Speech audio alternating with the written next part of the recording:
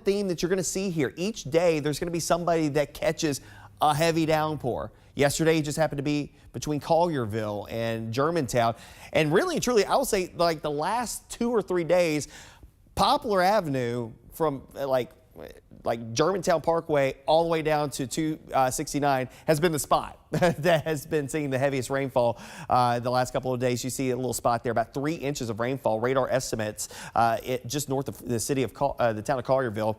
Of course, we also had the rain that we had rolling through during the early morning hours of your Thursday that worked its way through northern portions of DeSoto County. Even during the afternoon hours, you also had some scattered downpours moving through that area. But notice, again, more areas across the area completely dry, and this is going to be a common trait in the forecast the next couple of days. Even this morning, we've had a few very isolated showers that have flared up in portions of Haywood County, Crockett County, and Madison County. Those have already faded away. And later on today, I wouldn't be surprised in similar locations that we'll see some widely spaced showers and thunderstorms to flare up. Speaking to that, again, 91 are forecast high here today. Notice the chances for rain on the up and up. I think probably peaking through the mid-afternoon hours. But if it's not that, it will be the heat and humidity combination. What feels like temperatures approaching 100, maybe cresting just a little bit above it here through the course of the afternoon hours of your Friday. The weekend, not bad here across the Mid-South. Of course, today, like I said, lower 90s operate like 100 to 102, 103 this afternoon, maybe closer to 105 tomorrow as we eke out maybe 92 or 93 degrees through the course of the afternoon hours. And chase a couple of afternoon showers and thunderstorms, a little better opportunity by the afternoon hours of your Sunday. It's not going to be a washout. I think you start off the morning, get off the church services without much fanfare. It's going to be the evening and afternoon time frame that we'll have to tangle with the shower and thunderstorm opportunities. I'll show you that here with our First Alert Futurecast. Notice again today, a mixture of clouds and sunshine, and again, some spotty downpours. Could it be Collierville again today? Piperton, Rossville? Yeah, it's a possibility. So just kind of be on the lookout. You know the drill. You know, it's not going to be for everybody. If you get lucky or unlucky, however you look at it, again, consider yourself whatever you feel that day. But again, the vast majority of the area will likely stay fairly quiet. But if you catch a downpour, of course, downpours with heavy rainfall, that could lead up to some localized flooding. As you saw there, 2 to 3 inches of rainfall in a 24-hour period. And a lot of that happening just with one batch of showers and thunderstorms that kind of parked and barked during the course of the afternoon hours yesterday. That may be the case again here today. Those showers and storms will fade away, and we do the whole process over again for your Saturday. But a little more of a push. There's a front that will be pushing into the area on Saturday afternoon. I think that will help to uptick a shower and thunderstorm chance. And again, vast majority of the day looks to be dry. We might go up to about a 30 or 40% rain chance during the evening and overnight period. And the reason why is a weak disturbance moving up I-40 into early Sunday morning.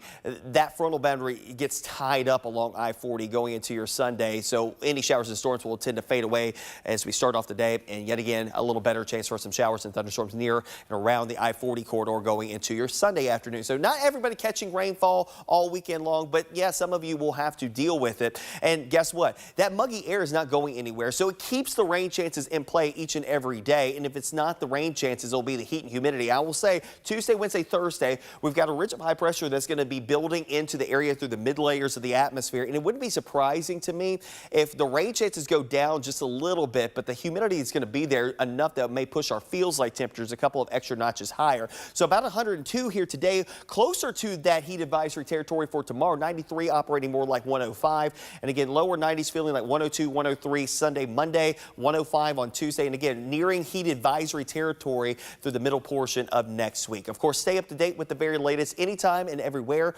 on the Action News 5 First Alert Weather app. You can download it in the Google Play Store and the Apple App Store. So here's a look at the first 7-day forecast. And again, 91 the high temperature for today, 93 on Saturday. Sunday up to 91.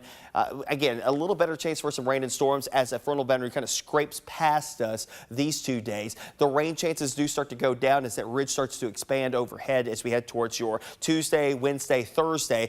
20-30% rain chances, 93, 95, 93. So quite toasty in through here as we head towards the middle portions of next week. But all the while, there is still an inkling that there's a front that could start to move in our direction sometime either between Thursday and Saturday of next week. There's still some some back and forth on the modeling. I will say that it's looking a little less likely that we'll be dealing with any big surges of cooler air, drier air trying to move into the area. It's looking a little bit more likely that the mugginess is not going to get scoured out with this one. And I wish I could give you better news on that, but maybe we can get a little drop in humidity, but it would be pretty paltry when it comes down to it as we head towards the middle and latter portion of next week. Now let's talk about today. Of course, we've got the Redbirds in town. We also have the beginning of the Ed Murphy Classic. That kicks off tonight over on Beale Street and through downtown. Of course, the pole vaulting competition. Love it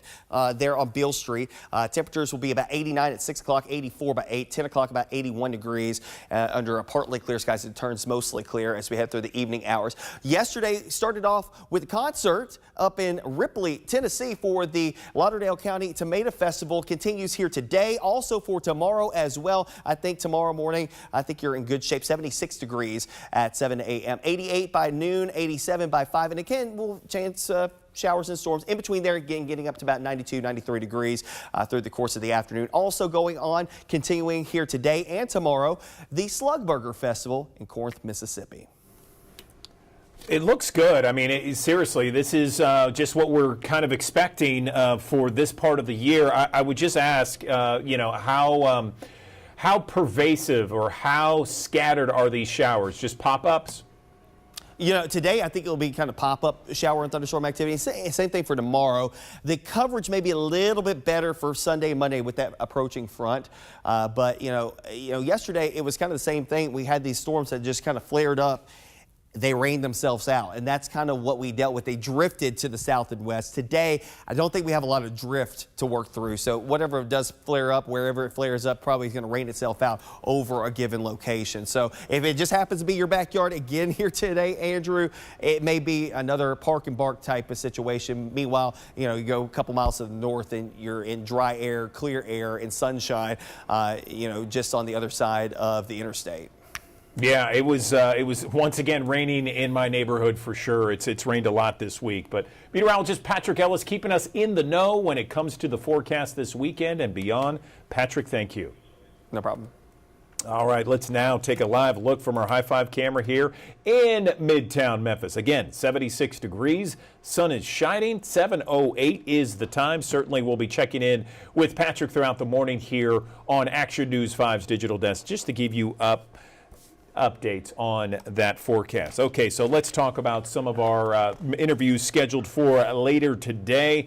We have our friends at La Prensa Latina, talking with them as we do each and every Friday, talking about what's happening with the largest Memphis bilingual newspaper in the area.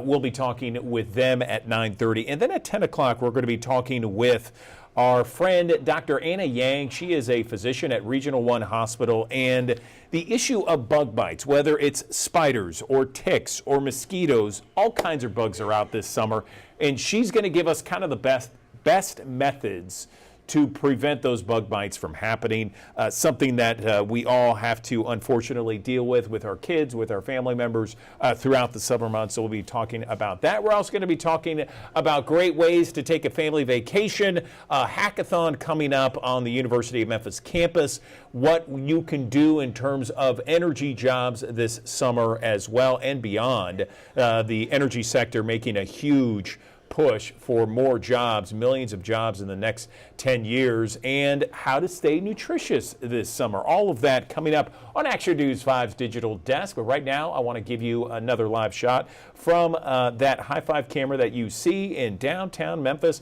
Here's another one rather downtown there. That is the old bridge and a barge there on the Mississippi River. 76 degrees, 10 minutes after 7. We're back in 1 minute on Action News 5's digital desk.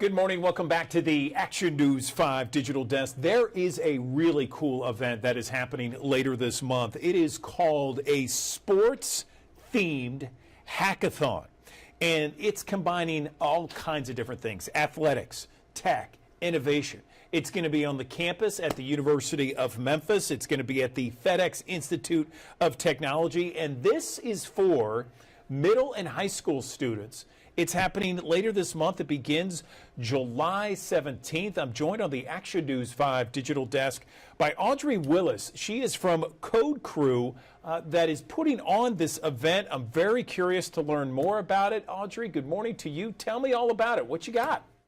Good morning. So next week we will be kicking off our Hustle and Code Hackathon. This is one of the first of its kind. Code Crew is on its 11th hackathon. So we're really excited this year to do something different. And so this year we'll be combining sports and tech and showing our kids a different purview into the sports career. I'm so curious into this, Audrey. Tell me first off, many of our viewers, we have thousands that watch us each and every morning here on the Action News 5 Digital Desk. What is a hackathon? How many people are you expecting to have there? And what do participants get out of an experience like this? Awesome. So a hackathon, contrary to popular belief, is not a bunch of kids sitting in and hacking into the IRS. So scratch that. It is get together for a short period of time. You have a problem and you come together with different types of people. Some can be developers, some can be creatives, some can be digital artists, but you get together to solve a solution over a short period of time. So essentially, that's what a hackathon is. So the first day is going to kick off. The kids are going to get kind of a menu of things that they can be using, from VR headsets to tech wearables. They're going to hear from people at Regional One, people at Smith and Nephew, to hear about how they use technology to solve problems with your body and become better decision makers when it comes to your health. Then that second day, the kids are going to get busy. And when I say they take it serious, they take it absolutely serious. You can almost hear pin drop in the room because the kids are, for one, excited, but then they also know about the prizes that are going to drop on Saturday. And so we've secured things from Meta glasses to Apple Watches. There's some gift cards in there. And so we'll have a huge judging in a Shark Tank style. So the kids will be able to present these ideas. And so a lot of the kids that have actually won our hackathon have gone on to win the Congressional App Challenge. So that's a national program. And Steve Cohen's been so instrumental in helping Code Crew and supporting us in these efforts. But there's real prizes that are available for these kids for winning the hackathon.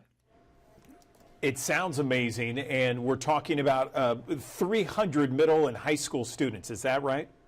Well, we're expecting. So last Okay. check, I saw that there were 125 kids signed up. And we know how people will wait to the last minute to sign up. And so with a week out, we're expecting a lot more to sign up. And so far, we've already crushed all of our previous hackathon records. So we're already expecting this to be the biggest Code Crew hackathon ever.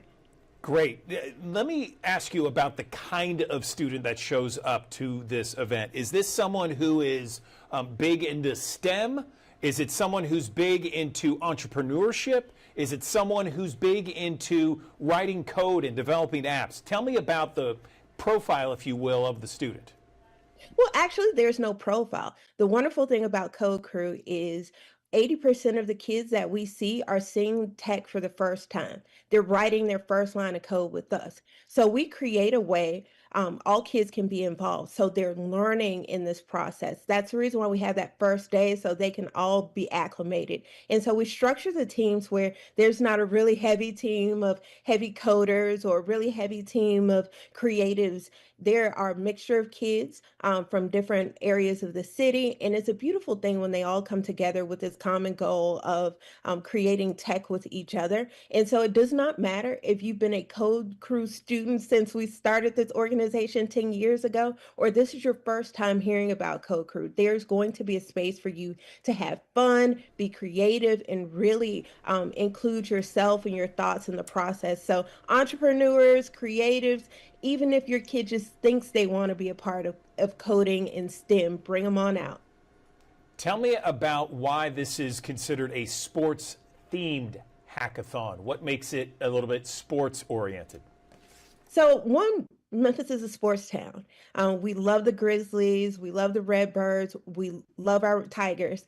And so, this is our way of showing kids that there's more ways to get into sports than just actually playing basketball. When you look at the number of athletes that start out playing little league sports and they go into high school, they go into college. That funnel gets very slim when you get into professional sports. But a couple of years ago, when Moneyball came out, it really showed the public that there's a space for enjoying sports, but also having a technical lens on it. And so we're really trying to show students that there's more to sports than just playing basketball or swinging a baseball bat, that there are technical elements that make these athletes the strongest that they are. I mean, Steph Curry uses VR headsets to practice his shots and get better and better. And so different athletes will use physical therapists that will track data on their movements to be able to help them heal their bodies faster. And so we have to give the kids what they can be. And so we're presenting that to them next week. Fantastic. Okay, so this is a sports-themed hackathon, July 17th through the 19th at the FedEx Institute of Technology on the campus of the University of Memphis. How much does it cost, and what else would you like to mention about this event, Audrey? The Hustle and Code Hackathon is going to be a 3-day event from 9 to 4 o'clock Thursday, Friday, and Saturday. It's only $10. $10 covers your lunch, it covers your swag, it covers a really awesome experience. The Hustle crew is going to be there. We've got some specials, well-known Memphis social media folks that are coming for judging, and it's going to be a fun event. And we're hoping that everybody in Memphis looks to their kid and say, hey, do you want to do this next week? And bring them on out. Fantastic. Okay, Audrey Willis with Code Crew talking about the sports theme hackathon, July 17th, 18th, and 19th on the campus at the University of Memphis. Appreciate your time on the digital desk. Thanks so much, and good luck on the hackathon. Thank you so much for having me. You got it. All right. Good morning, everyone. Welcome back to the Action News 5 Digital Desk. This month marks the 35th anniversary of the passage of the Americans with Disabilities Act. It really was a defining moment to end discrimination against individuals with disabilities. But 35 years later, barriers still exist. I am joined now on the Action News 5 Digital Desk by the CEO of the Paralyzed Veterans of America, Carl Blake, joining me now to talk about some of these barriers that still exist and what the organization is doing to remove those barriers and how the public can help. Carl, good morning to you. Where do we begin on this topic? Good morning. Good morning. How are you today? I'm doing well, thank you. So, so give me an update. Yeah, so first let me tell you about PVA. We've been around for about 80 years, and accessibility has been a core tenet of our mission since our founding. As you mentioned, the ADA was enacted 35 years ago, and yet if you ask one of our members who experienced life before the ADA, they would tell you that amazing advancements have been made since the passage of the law, and that the world is a more accessible place. But the fact is, that's not really true. There are still far too many barriers that exist in everyday life that impact all manner of people with disabilities. And I think it's time that we get more people in the game to understand that they can influence change for the better. So tell me about those barriers, Carl. I'm curious as to, what are some of those common barriers that paralyzed and disabled vets deal with today? Yeah, so some of the barriers are things that might not even be obvious to the normal, to a non-disabled person, like sidewalks and crosswalks that are accessible, curb cuts that make those spaces accessible. Our members experience challenges in just accessing restaurants, hotels, things that impact their ability to travel. They have problems in entertainment venues. New things that we've heard about more recently are challenges in accessing healthcare in their local communities. They find that local community clinics are just not accessible for their needs. A substantial number of our members have shared over the years the barriers that they face and that they continue to face every single day. Tell me more about what the organization is planning to do to get more compliance for the ADA and where the public can help in all this, Carl. Yes, so we have a very active government relations program that is involved in policy making, in advocacy and legislation. They're particularly focused at the federal level. Our emphasis is on enforcement of the tenets of the ADA. The bottom line is that enforcement has been significantly lacking over the years. There's just not been the right kind of resources and the right people or the necessary number of people to be involved in the enforcement of the ADA. And the truth is, a law with no substantial enforcement is no real law at all. So we do that work every day, but really it's just as much important to understand that public education is a part of this process. We want the general public, we want policymakers, we want business owners to understand that they have a role in influencing change.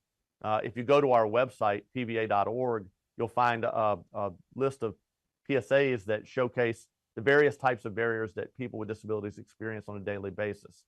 We have an active petition that's out there right now that we would like everyone to sign that calls for greater enforcement of the ADA. And ultimately what we want people to do is just be actively involved in making change for the better. Our mantra is effectively accessibility for all. That means that everyone has to have a stake in the game and be an active participant in making the world a more accessible place and knocking down the barriers that still exist. Certainly awareness and education is part of the equation. Signing a petition to let people know that they should be actively involved, making sure to remove those barriers, as you said, Carl. Anything else that we can touch on? We have thousands of people who watch us each and every morning here. Well, I would certainly encourage all of your listeners or your viewers to go to our website. There's a whole lot more information on pva.org, specifically pva.org/barriers still exist, where they can get information about how they can get involved. We're always looking for people to be part of our network because there's strength in numbers. And if the average able-bodied, the average person who does not have a disability gets involved, and that gets more people involved, it just sort of creates this network of influence that can ultimately make the change that we want to make. Okay, Carl Blake, Paralyzed Veterans of America CEO, thank you for coming on the Digital Desk and explaining what the organization is doing to really kind of get more compliance for the Americans with Disabilities Act and how it has a profound effect on so many people across our country. We appreciate your time. Thank you. Thank you for having me.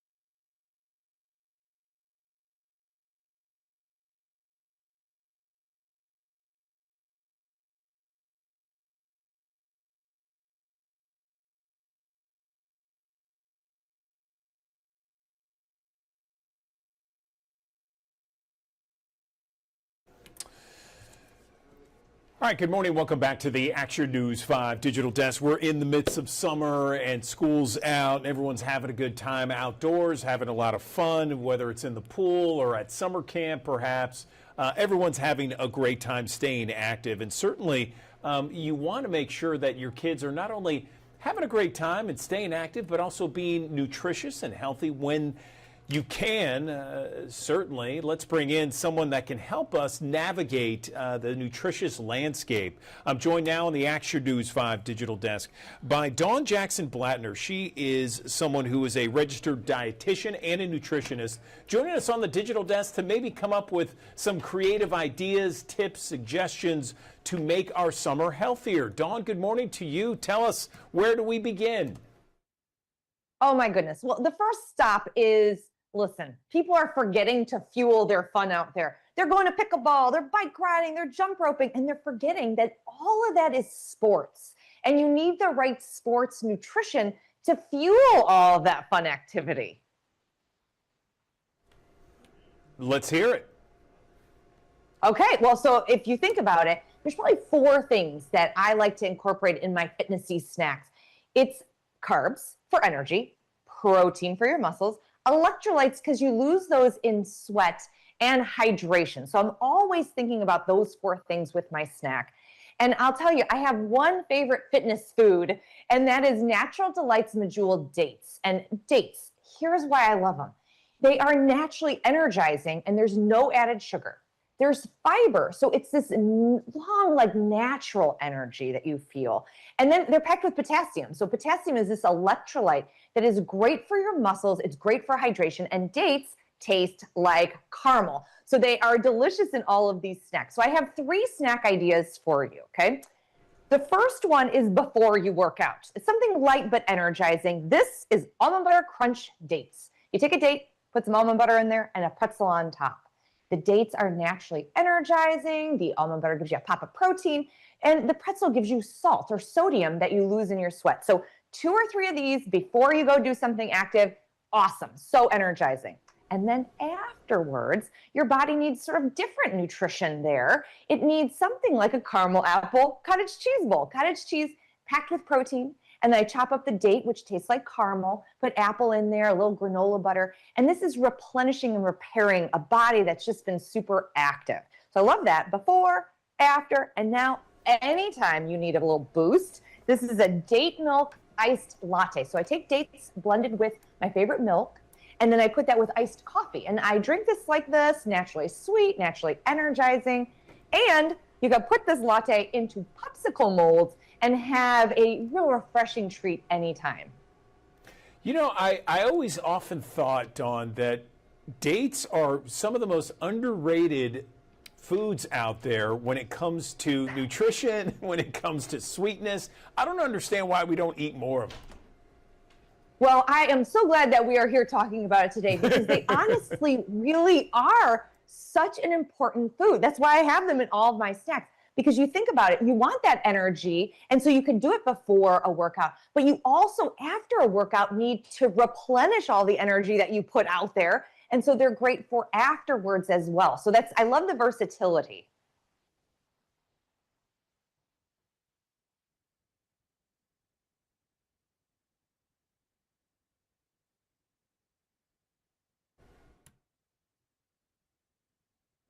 Did you hear me? I'm sorry. I was going to say, what can we do to make our summer snacks and our summer meals healthier, Dawn? Okay, I think the biggest thing to remember is you want to fuel before your fun. So everybody thinks about sunscreen. Yes, put it on. That's smart. But in addition to that, make sure you add the snack. That is your essential summer prep.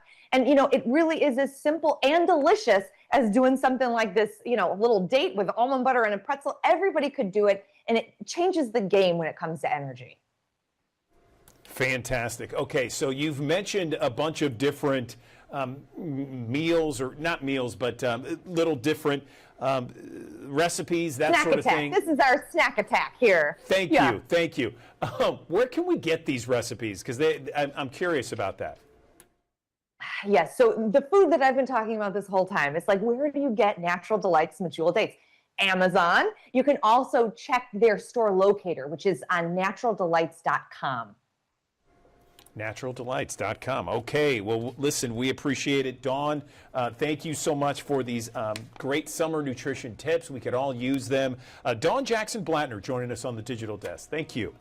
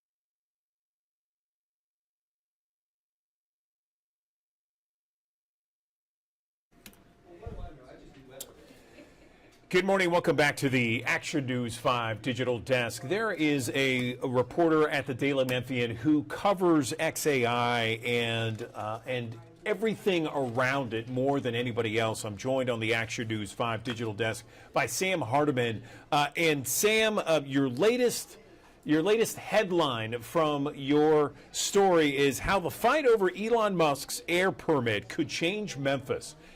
Tell me about that headline and your story, and how that could really that question could really take shape. Good morning. Good morning, Andrew. Thanks for having me. And like all headlines, it's designed to make you click, right? And part of the reason for that is, what you're clicking on in that story is a story that is an article that's it's about a really important issue for our community, which existed in an issue that existed well before Elon Musk took up residence. Well, not him himself. He doesn't live there, but XAI took up residence in the former Electrolux plant. It's air pollution. And the city and county have struggled with smog and ground level ozone for years, right? There'll probably be health alerts this week from the Shelby County Health Department about, hey, if you're in, a certain group, you maybe shouldn't be outside for long periods of time, right? That's stuff that's existed in Memphis for years. And what has happened over, the battle over Elon Musk turbines, XAI's turbines, right? It has made people care about air pollution, and probably there's been more interest about air pollution. Tell me if I'm wrong, but certainly your station's covered it. Every station in town, every outlet in town has covered it. People have cared about air pollution far more than they have in the past, or at least in the 7 years that I've lived in Memphis, Tennessee, right? And so that is what the article is about. The article is about, hey, here's a look at the existing air pollution that actually has been measured by the federal government. And here's a look at what could happen to have actual resources be put towards that problem, rather than, we put a lot of resources toward a lot of stuff in the city. How much do we put towards the environmental issues that make people less healthy and probably contribute to the other issues we have in this community? Sam, I got to say, I appreciate, and maybe it's a function of me being a journalist and perhaps you too, everything in context. When you see something and you're able to put it in context, I love that. And this article, as you mentioned, puts the issue of air pollution in context. Of course, it's gotten more attention and more notoriety since XAI came to Memphis, but air pollution has been a problem for many years. I've been here almost 20 years, Sam, and you're right. There are levels of some attention, some focus on it from time to time, but it kind of changes like the wind, I guess you could say. But yes, I mean your article goes into the fact that Valero and Nucor and TVA and some others, there are very cognizant levels. I mean, particular levels Memphis that International are very Airport. high. Say again. Memphis International Airport. The article only identifies, and there are a lot of. First, this article is not exhaustive, and there are a lot of chemicals that industrial polluters emit, as well as your car. If you got an internal combustion engine rolling around, what your car emits, right? Beyond carbon dioxide, there's a lot of stuff. But what was striking to me, and what people should realize, is the largest nitrogen oxides are a big contributor to smog, and that's two chemicals. That's nitrogen oxide, which is nitrogen 1 oxygen molecule, nitrogen dioxide, which is nitrogen 2 oxygen molecule. My high school chemistry teacher would be proud that I understood that. I didn't understand much else. But the Memphis International Airport is the largest emitter of nitrogen oxides in Shelby County, and it's not close. And that is a big deal, and that has existed. In the article, the data in this article is from 2020, okay? And the EPA compiles what is known as the National Emissions Inventory. And it's essentially projections, okay, of what polluters have emitted over time. And they release the data every 3 years. This is the latest data available. The 2023 data has been collected. It will be released next year, in March of next year, according to the EPA, and if nothing changes, which it may.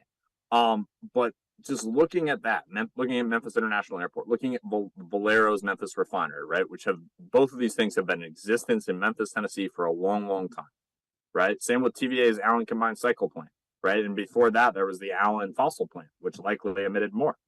And so that is the context that XAI would join, okay? And that is not to say that XAI is not going to be emitting things that are going to be harmful for human health, because it is. XAI is going to be emitting that, and they are an addition to this problem, but they are not the start of this problem. And I think that is an important piece of context for people to realize is that the biggest emitter has been here a long time, and I don't know what you can do about it, because I mean, this is all within the realms of the law. It's all within the realms of their air emissions permit, but it's context for people to understand that we live in a very industrial city.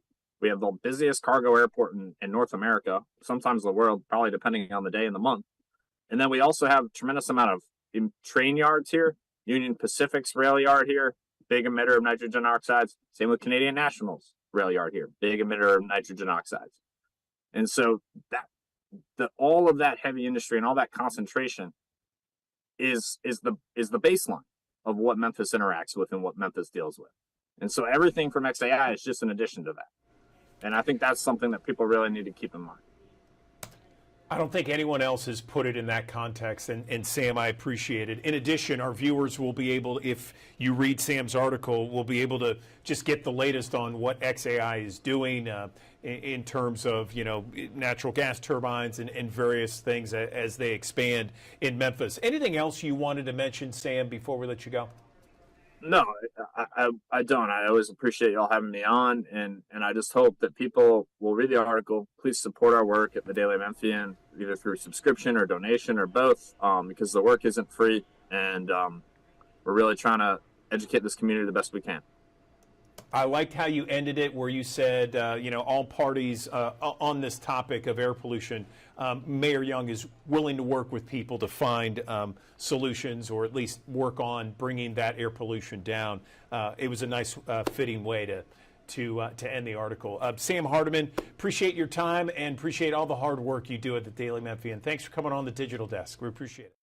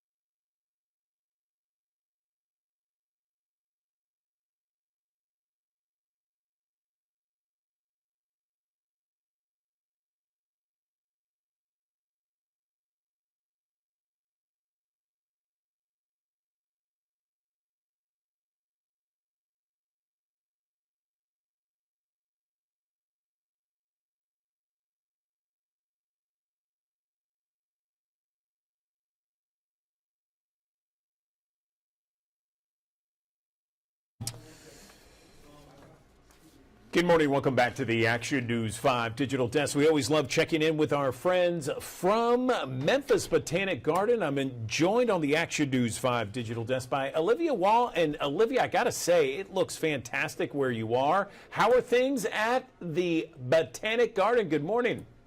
Good morning. They're fantastic. I'm actually live from you right now in our iris garden. It looks gorgeous. It really does. And today's a perfect day to join you and the 96 acres out there.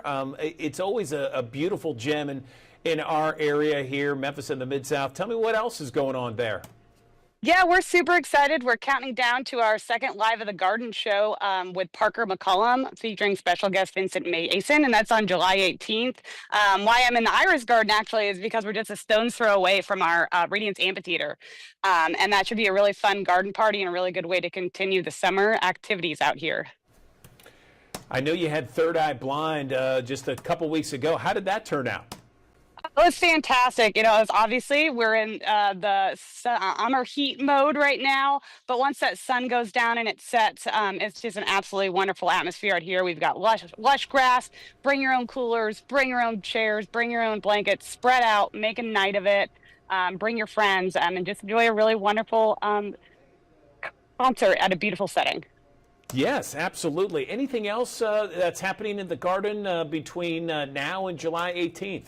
Yeah, I mean, we have so much going on. We are super excited to kick off a brand new series for us actually this Thursday with our Sip and Stroll. It's a monthly 21 plus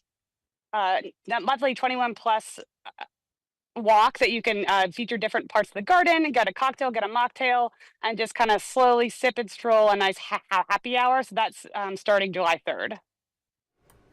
Okay, great. And that's going on once a month, every month for several months now, right? Mm-hmm. Yeah, and then July we have our big annual art auction. Our incognito auction is pretty unique and special because all the artwork is unsigned, and you don't find out who the artist is until the big reveal on August 1st, the party. So that is on view starting this weekend, and then the auction is all online, so you can bid from the comfort of your home, and that starts July 15th, and then that culminates in our party on August 1st. That's a super fun annual tradition.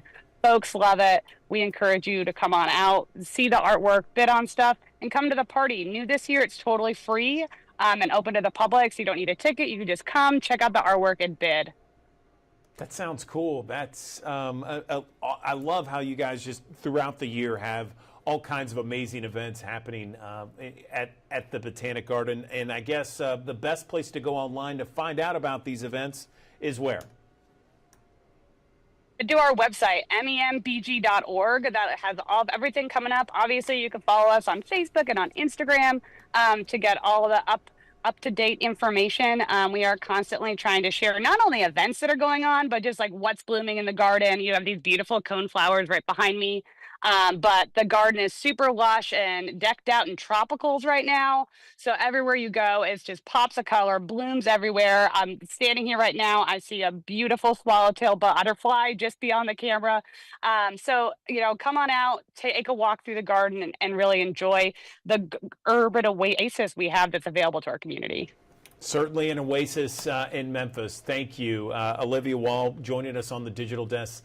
Appreciate it. Have a great summer. Take care. Thank you. You too.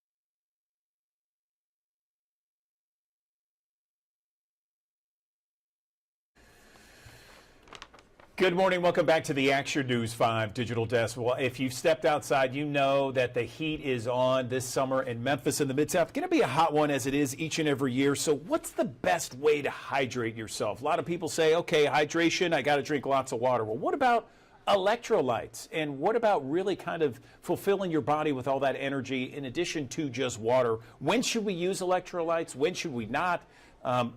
Which one should we use? Is there too much sugar involved? It's a lot to sort out when it comes to hydrating your body, especially in the summer months. Let's bring in someone in the know right now. I'm joined by Kristen Skinner. She works at Lifetime Fitness in Collierville, fitness trainer, group trainer, a leader there. Kristen, glad to have you back on the Digital Desk. So I don't know if you get that question a lot, how to hydrate yourself, but certainly that is a big question right now. Where do we begin on this conversation? Good morning. Good morning, Andrew. Thanks so much for having me on. It's funny because there's a lot of trends out there right now. If you look at TikTok or Instagram or even Facebook, there's a lot of trends going around with different types of electrolytes, different drinks. And even here in the club, people come in with all different types of drinks from, carbonated to in their shaker bottles. So the bigger question is, what are electrolytes and why do we need them? What do they do? And to get down just to the basics of it, the electrolytes are minerals like sodium, potassium, magnesium. They help your body to stay hydrated. They help your muscles to really work properly. Sometimes we don't even know that things are out of balance. We have these different symptoms and we try to treat them in different ways, but we don't know that it's due to an electrolyte imbalance. Like if you feel fatigued, you might think that, it could be something off with hormones, which could be the case, but it could also be an electrolyte imbalance. If there's muscle cramps, that could be magnesium, but magnesium could be due to, not enough electrolytes in your body. If you're having headaches or that general, blah feeling, I call it the bewitching hour in the afternoon. A lot of people are prone to just go for that next cup of coffee, but we are naturally losing electrolytes all day as we sweat, as we breathe through our just normal bodily functions. Yeah, no question. I get that. And sometimes I'll look at some of those electrolytes, I'll read the label and I'll see, the first ingredient is sugar. And I'm like, whoa, wait a second. These electrolytes should have much more when it comes to potassium and magnesium and other minerals, right? I mean, when it comes to a supplement of electrolytes, what should we be looking for? 100%. I totally agree. First, you want to avoid the added sugars. So especially if your first ingredient is sugar, especially artificial sweeteners, you want to avoid the artificial sweeteners, avoid the dyes and colors. So when you're looking at a label, look for clear labeling, the natural flavoring, real ingredients. I've taught my daughter that you want to look for ingredients that you can actually pronounce, and look for products that are third-party tested. Here at Lifetime, all of our products are third-party tested. Our LTH Hydrate is one of our greatest electrolyte supplements. It's blended with real sea salt, key minerals. There's no added sugars, and it's third-party tested. Excellent. Let me ask you this, because let's say, we're not working out, okay? We're inside the office, and, a lot of times here at my newsroom, in our studio, we have different things about hydration, drinking lots of water, drinking a lot more than people might typically drink. Is there maybe a guideline of how much water we should drink a day, even if we don't go outside and, play any kind of sport? Just going to work, should we be drinking a certain amount? Sure.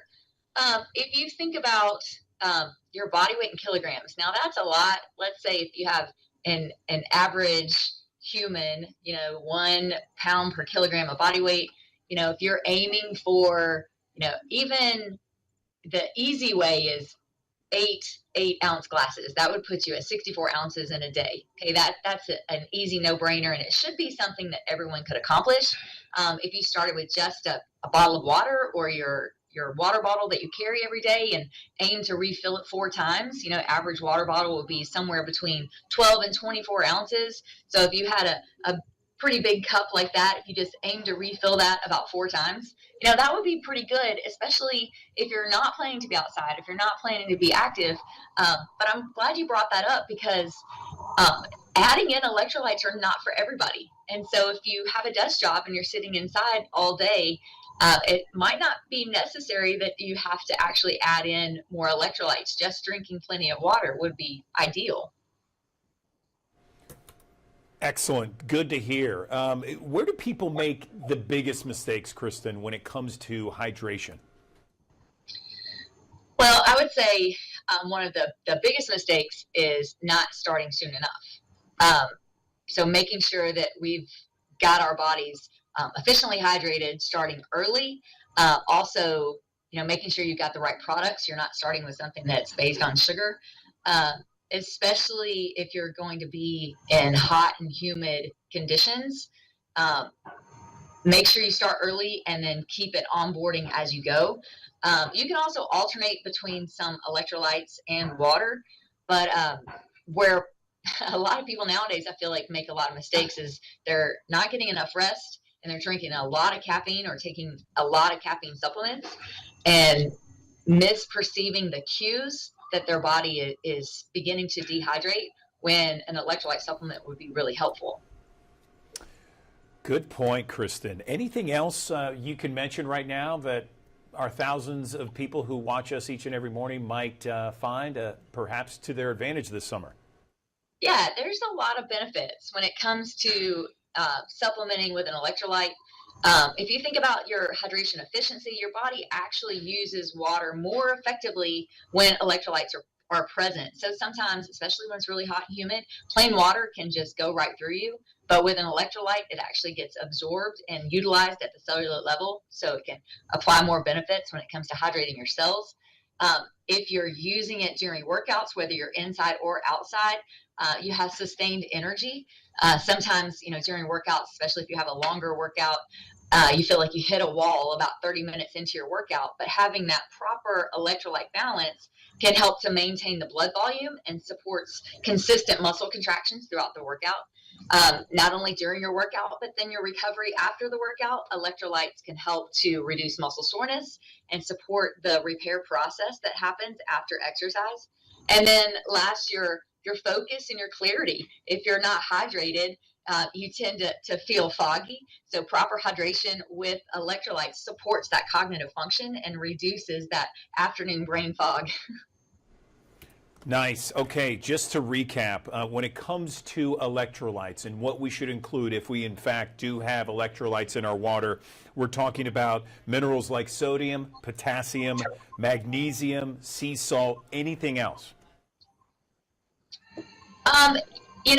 It's okay to look for things that you like. So when looking at some of the hydration supplements that we have a new flavor called Spicy Margarita. So just let your imagination take hold, right? If you like some type of mocktail, like today I have a blood orange margarita in a mocktail.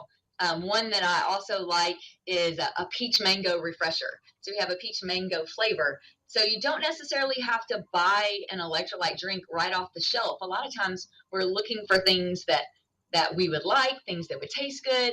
But if I like fresh oranges, I can shake up a blood orange flavor and put some fresh fruit in there and make it customized just for me. So I'm kind of planning up some 4th of July mocktails to go along with my electrolyte supplement.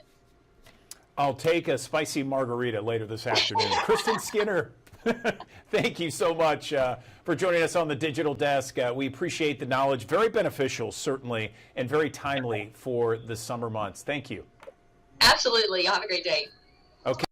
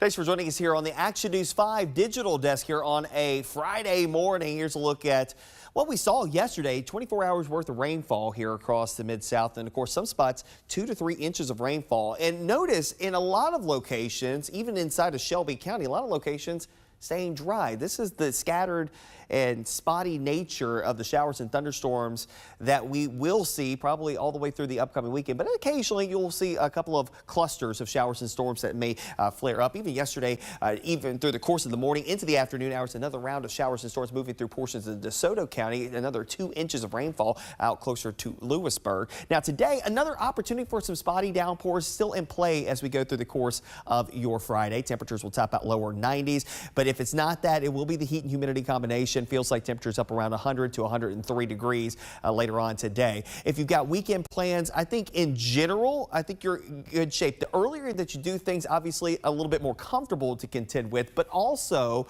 keep in mind that the earlier that you do things, the less likely that you'll have to tangle with showers and thunderstorms, because both days will feature at least a risk for some rain and storms, but I think the better chances will likely come in as we head towards your Sunday. Let's go hour by hour with our first alert futurecast, and you'll notice going through the afternoon hours, parking and barking, a few downpours redeveloping. It won't be for everybody, but if you find yourself underneath one of these downpours, it'll be heavy.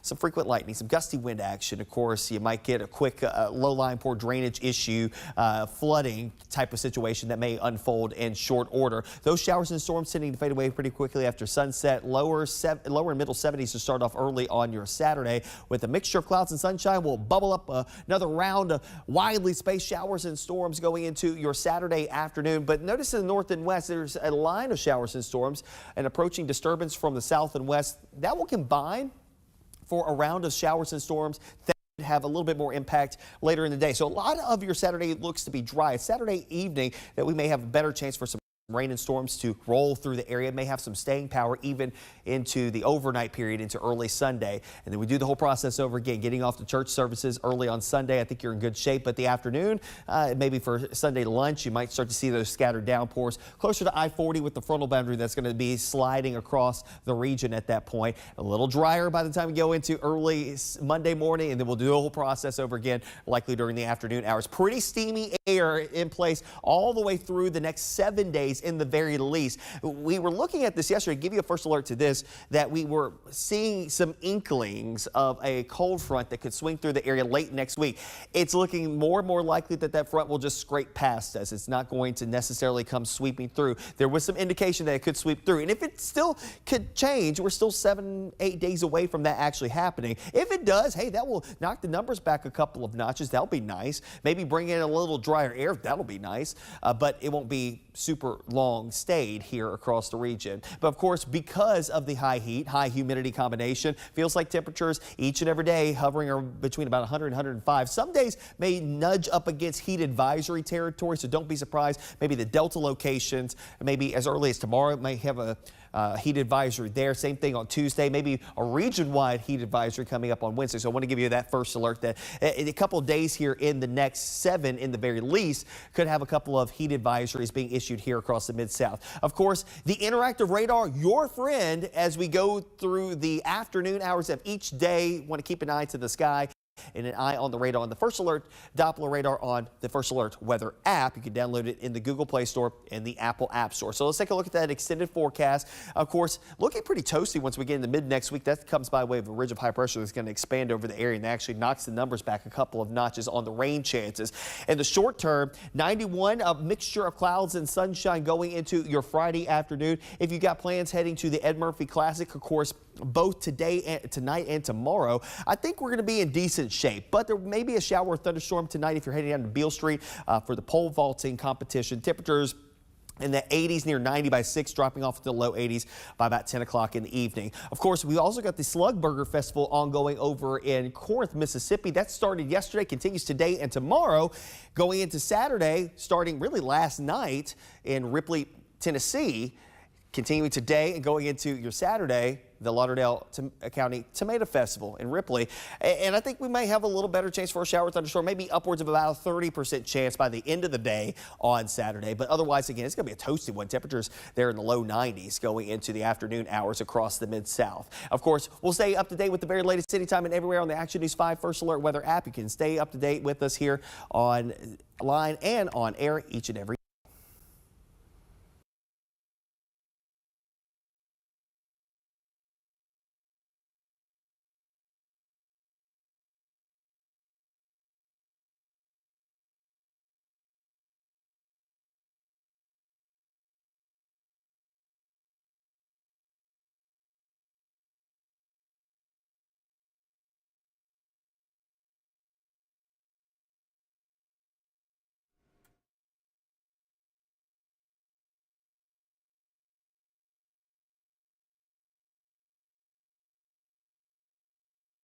2 million energy jobs open right now to be filled at an unprecedented rate. We're talking about 30.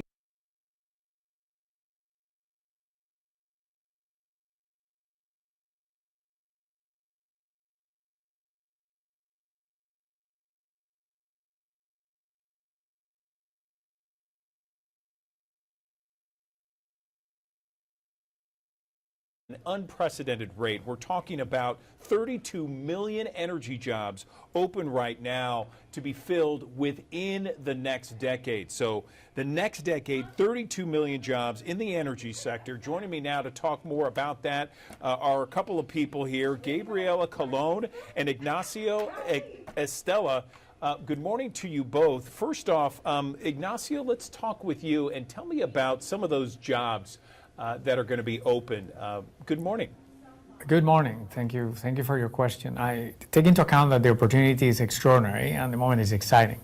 And the jobs are broad. The opportunities are for line workers, customer service representatives, transmission design engineers, system planners, regulatory experts, nuclear engineers in those power plants, data scientists, data analysts, and it goes on and on, customer service representatives. It is really a broad opportunity. Can you focus a little bit on Memphis and the Mid-South? Are there specific jobs in our area that you know about right now? We do know that we've collected information available to anybody in the area at getintoenergy.org, so the search is easy. The ability is to really search with Memphis as a city, and then you can obtain the data.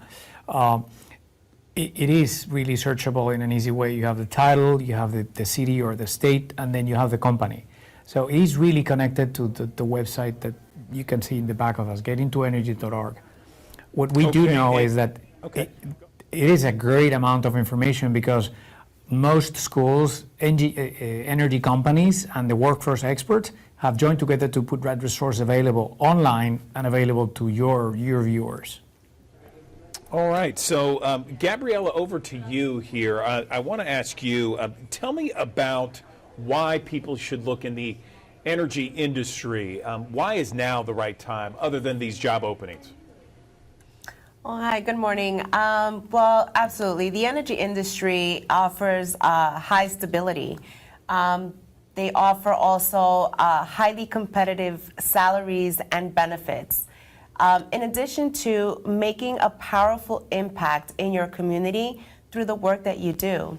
The energy industry, honestly, is open for everyone with any and different backgrounds available to, you can develop a long-term career goal, a career path in any area in the industry that you'd like to. And this is for people that perhaps do not have a college degree, do have a college degree, all kinds of different jobs, right? Absolutely. So the energy industry, you're able to start at entry-level positions with just your high school diploma or GED, as far as PhD, right? So it's really anything in between. From there are different opportunities, different career paths, and there's absolutely opportunity for growth for anyone that would like to branch out to other areas or would like to learn more. For instance, there are our high demand skill jobs such as electricians, welders, line workers, pipe fitters, all of that. Some companies offer on-the-job paid training. And that's in addition to the competitive wages and benefits that's also offered. So if you are willing to learn, we are here and we are ready for you. Okay, fantastic. Ignacio, one more thing. Can you go over where people, once again, can look for these openings? It's so valuable to get that out there to our audience. Absolutely. These are news you can use. getintoenergy.org, and it's immediately searchable. You can search by state or city. You can search the title, the description, and the company. And I've navigated and walked the talk in any number of choices, and it really works. It really connects to all the work that the energy companies, the schools, and the Center for Energy Workforce Development has put together to make it accessible and clickable. It's right there. Okay, Ignacio and Gabriela, we really appreciate your time on the Digital Desk. Thanks for informing us about these jobs and the millions more headed our way. We appreciate it. Thank you Thank so you. much. Take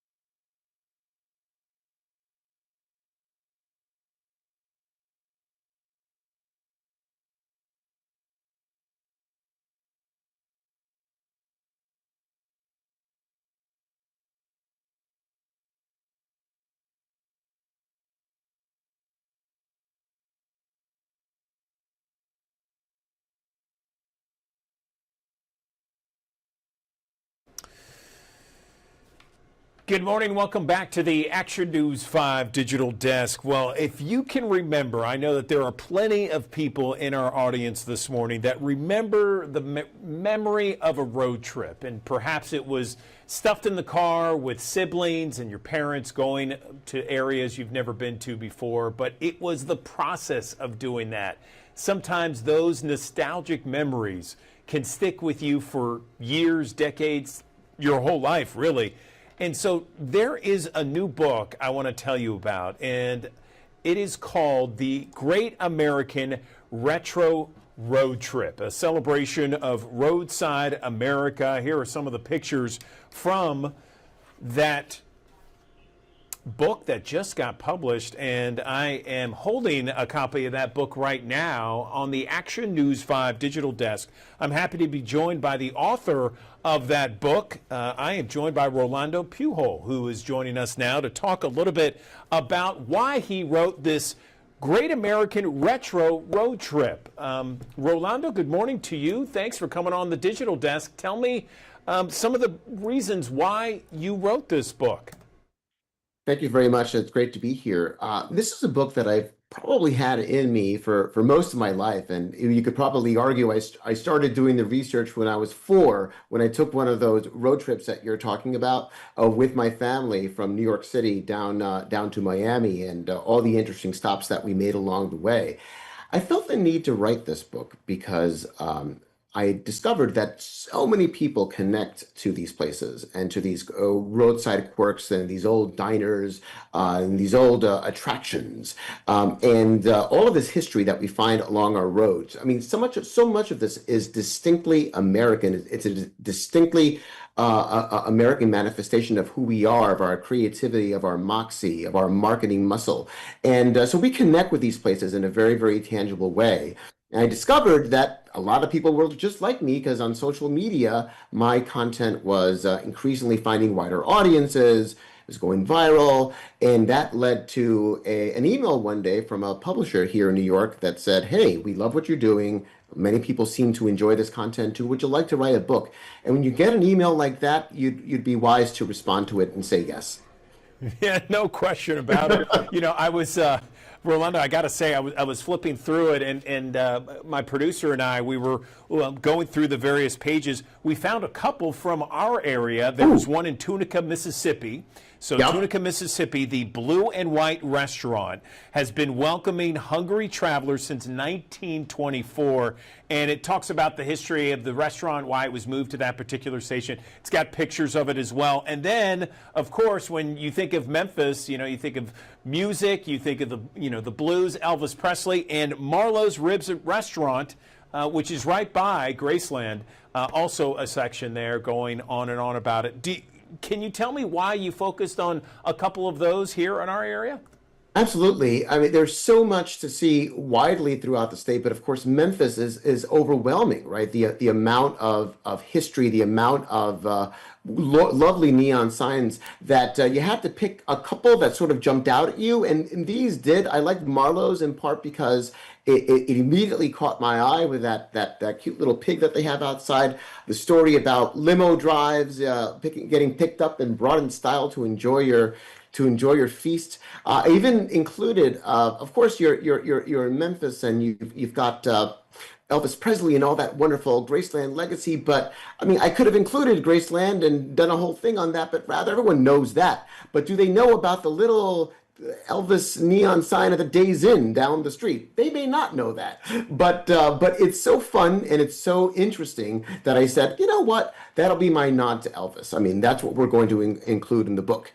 And there's also in my sign collage section of the book, there's also that amazing sign for the old Skateland that has the giant skate with the wings. It is a thing of beauty, that sign, and I wanted to make sure that was in the book, and including those little places around the area that aren't necessarily in every guidebook for Memphis, I think gets people excited about exploring deeper into the side streets and into the neighborhoods and seeing more of the city beyond the wonders, of course, of Beale Street and all the other very big attractions. There's lots of other gems waiting to be discovered if you just start poking around a little bit.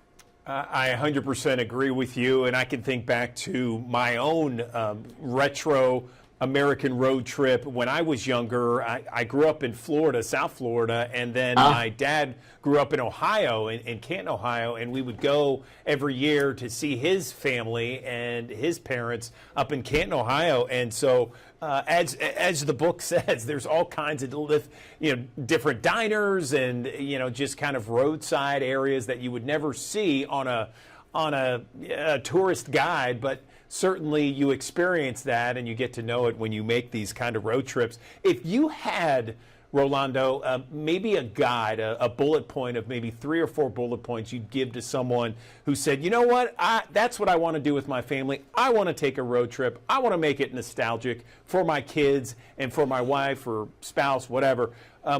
Where would we begin? Oh, that's such a great question, because I mean, honestly, you could just open up any page in this book and say, we'll start here.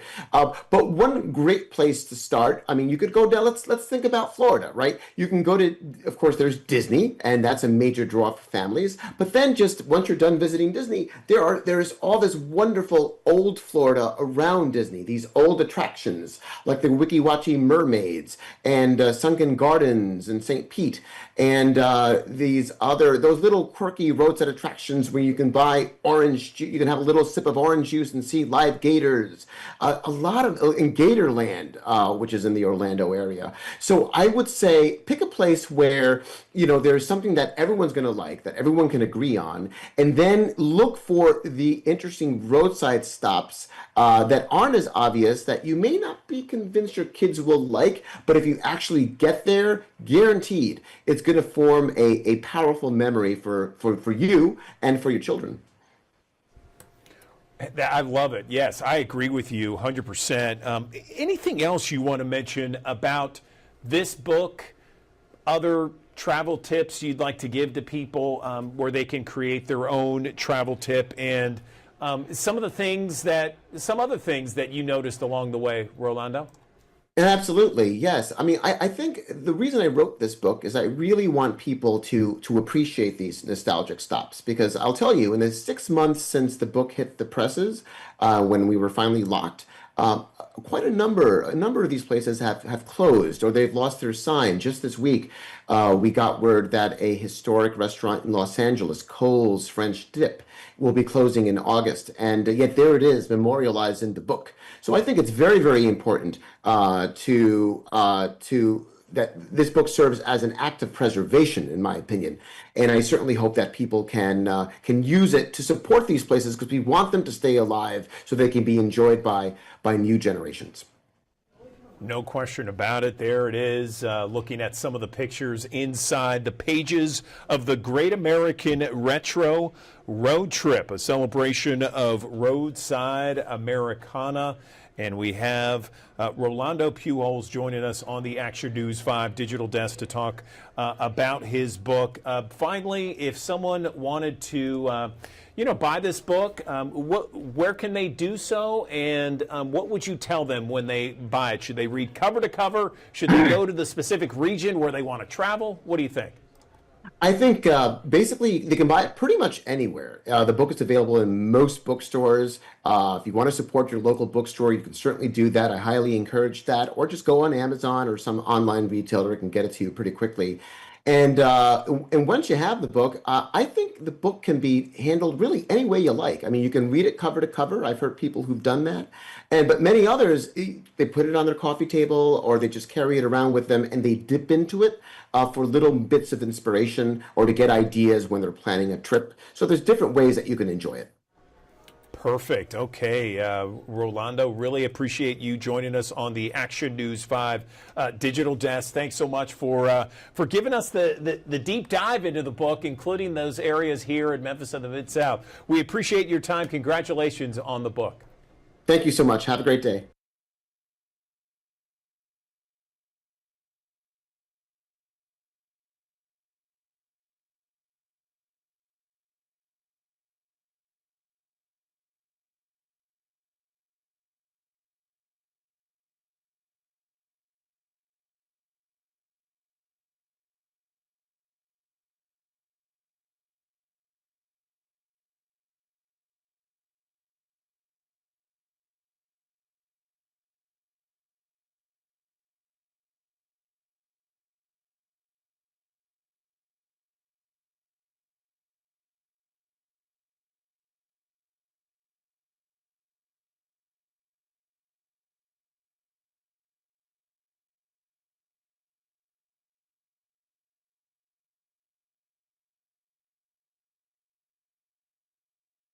Good morning, everyone. Welcome back to the Action News 5 digital desk. We know summer is in full swing. There are some studies out there that show nearly half, about 46% of Americans are anxious about affording all kinds of summer plans. We all want to get away. We want to have maybe some outdoor activities, bring some people over. And when budgets are tight, it's so important to reassess where you can cut back just to protect your bottom line here.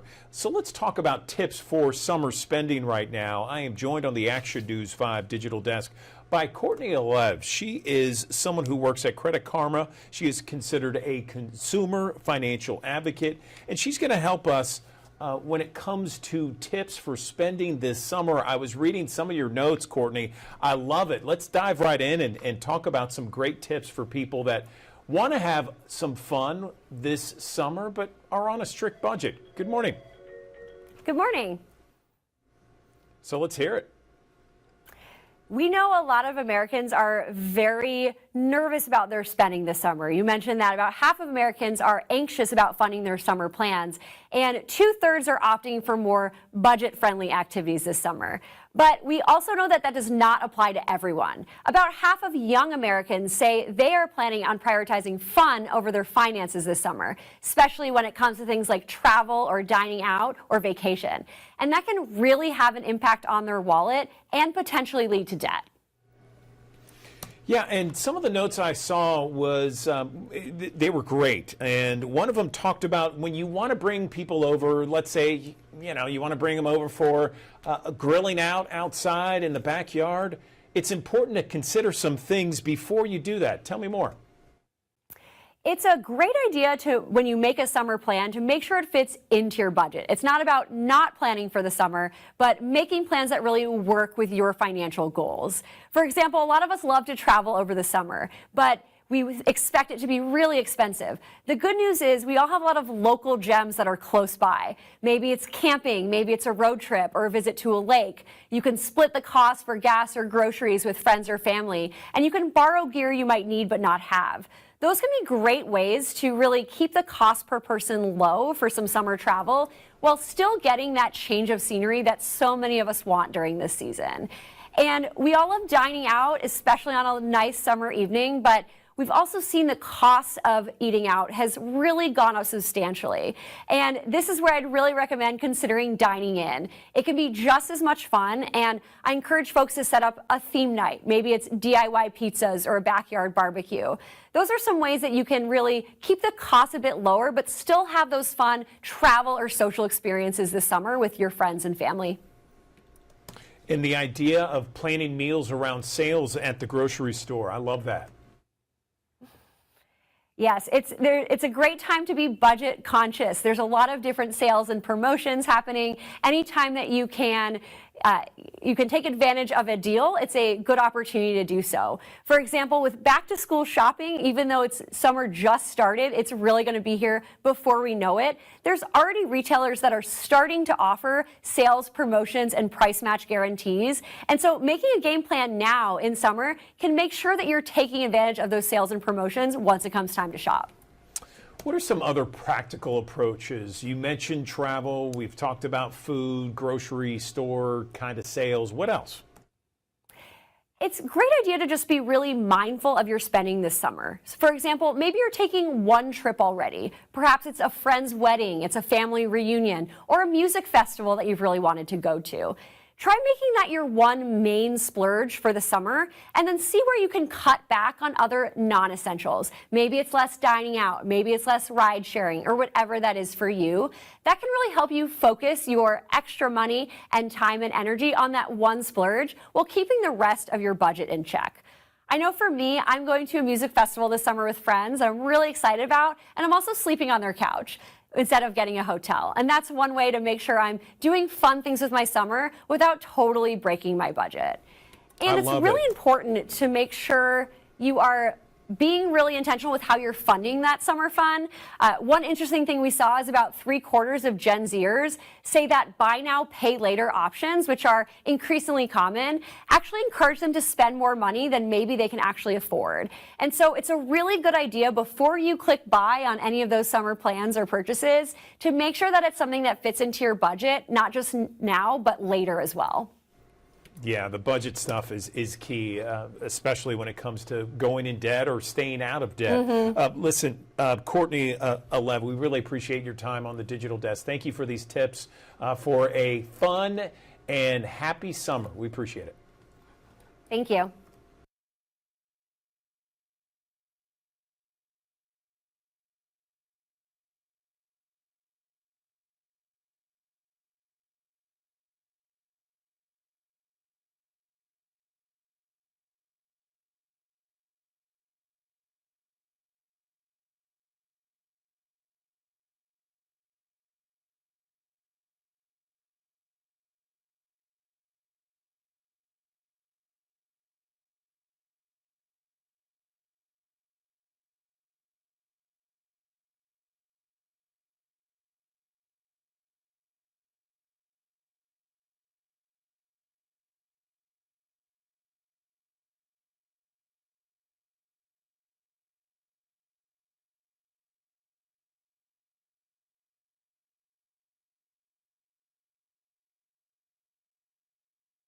Thanks for joining us here on the Action News 5 Digital Desk here on a Friday morning. Here's a look at what we saw yesterday, 24 hours worth of rainfall here across the Mid-South. And of course, some spots 2 to 3 inches of rainfall. And notice in a lot of locations, even inside of Shelby County, a lot of locations staying dry. This is the scattered and spotty nature of the showers and thunderstorms that we will see probably all the way through the upcoming weekend. But occasionally you'll see a couple of clusters of showers and storms that may flare up. Even yesterday, even through the course of the morning into the afternoon hours, another round of showers and storms moving through portions of DeSoto County. Another 2 inches of rainfall out closer to Lewisburg. Now today, another opportunity for some spotty downpours still in play as we go through the course of your Friday. Temperatures will top out lower 90s, but if it's not that, it will be the heat and humidity combination. Feels like temperatures up around 100 to 103 degrees later on today. If you've got weekend plans, I think in general, I think you're in good shape. The earlier that you do things, obviously a little bit more comfortable to contend with, but also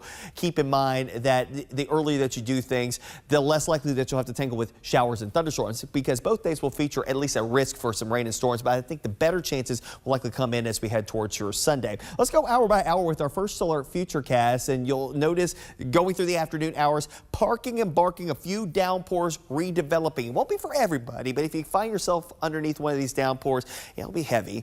Some frequent lightning, some gusty wind action. Of course, you might get a quick low-lying poor drainage issue, flooding type of situation that may unfold in short order. Those showers and storms tending to fade away pretty quickly after sunset. Lower and middle 70s to start off early on your Saturday. With a mixture of clouds and sunshine, we'll bubble up another round of widely spaced showers and storms going into your Saturday afternoon. But notice in the north and west, there's a line of showers and storms, and approaching disturbance from the south and west. That will combine for a round of showers and storms.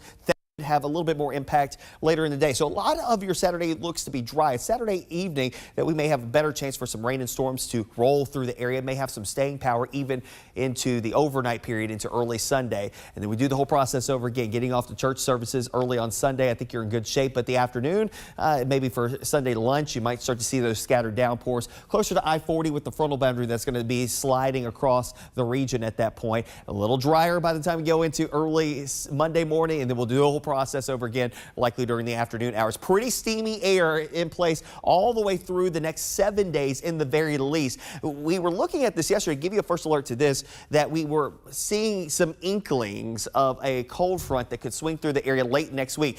It's looking more and more likely that that front will just scrape past us. It's not going to necessarily come sweeping through. There was some indication that it could sweep through. And if it still could change, we're still 7-8 days away from that actually happening. If it does, hey, that will knock the numbers back a couple of notches. That'll be nice. Maybe bring in a little drier air. That'll be nice. But it won't be super long stayed here across the region. But of course, because of the high heat, high humidity combination, feels like temperatures each and every day hovering between about 100 and 105. Some days may nudge up against heat advisory territory, so don't be surprised. Maybe the Delta locations, maybe as early as tomorrow, may have a heat advisory there. Same thing on Tuesday, maybe a region-wide heat advisory coming up on Wednesday. So I want to give you that first alert that in a couple of days here in the next 7 in the very least could have a couple of heat advisories being issued here across the Mid-South. Of course, the interactive radar, your friend, as we go through the afternoon hours of each day. Want to keep an eye to the sky and an eye on the radar on the First Alert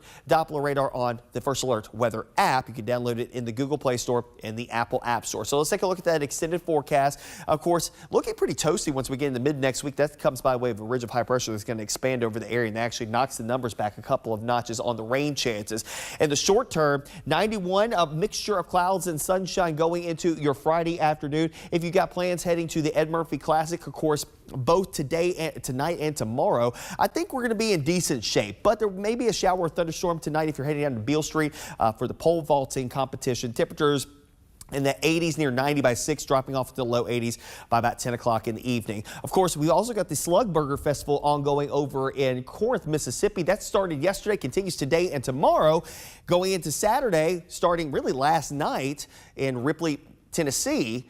Continuing today and going into your Saturday, the Lauderdale County Tomato Festival in Ripley. And I think we may have a little better chance for a shower thunderstorm, maybe upwards of about a 30% chance by the end of the day on Saturday. But otherwise, again, it's going to be a toasty one. Temperatures there in the low 90s going into the afternoon hours across the Mid-South. Of course, we'll stay up to date with the very latest anytime and everywhere on the Action News 5 First Alert Weather app. You can stay up to date with us here online and on air each and every day.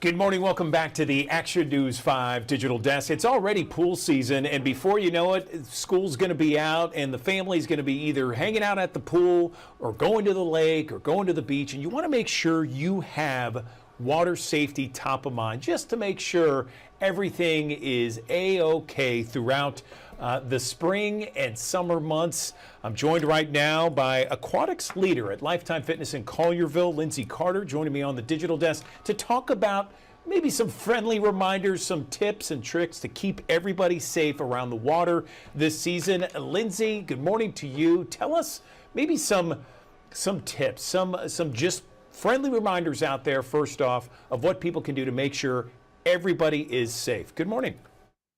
Yeah, good morning. I think that the most important thing is making sure that you always have visual contact on your non-swimmer, and making sure that you are wearing Coast Guard approved life vest. Coast Guard approved life vest are those are the life vests that you don't blow air into. And so, you know, the simple safety around the pool, right? Which would include not running around the pool. You run around the pool, you could slip, fall, and an emergency could happen. So I think just putting that phone down, keeping eye contact. If your child or an adult is a non-swimmer, having someone that is a swimmer within 10 feet of them. Okay, Lindsay, let me ask you this. You know, when do you recommend people, maybe with younger families, when do you recommend swim lessons? Do you recommend that early on, or a little bit later? What do you think? Yeah, I think the earlier the child goes through swim lessons, the more confident and succeeding in swim that they can be. We start at Lifetime, we start swim lessons at 3 months, but we also go all the way up to adult age. I don't think that you're too young to do swim lessons, and I do not believe that you're too old for swim lessons. Even if that consists of just learning your life-saving skills in the water, I don't think that there is a age that we should put on swim lessons. So we start at 3 months old, and then we do go all the way up to adult age. The earlier the better, obviously, but there's no age for swim lessons. Okay, so we're looking at some video here of kids, you know, hanging out on the pool. Before you know it, the school's going to be out. There's going to be a lot of days like this across Memphis and the Mid-South. So what other tips should we recommend for the folks out there just to make sure everybody is safe this year? Right, absolutely. We do make sure that all the children pass a 25-10 test. What our 25-10 rule is, if the child cannot swim 25 meters, then an adult swimmer needs to be 10 feet. I think that can go for the community families as well. We also making sure that you're taking breaks. We recommend no longer than 2 hours. So every 2 hours, you can take breaks before that 2 hour mark, but we do at least 2 hours. Those breaks need to consist of reapplying sunscreen, hydrating, resting, maybe a light snack, and just getting out of the water so the child can regroup or the adult can regroup from the fun. Okay, good. And tell me about how many people should be, you know, I guess, lifeguarding or watching the pool during these times when, you know, kids are playing. Right. So we do have ratios for our summer camp that we offer at Lifetime. We do a 1-to-3 ratio for non-swimmers and a 1-to-6 ratio for swimmers. For lifeguards, it's 2 lifeguards per 25 kids for our outdoor pool. We typically have 7 to 8 lifeguards on duty watching during the summertime.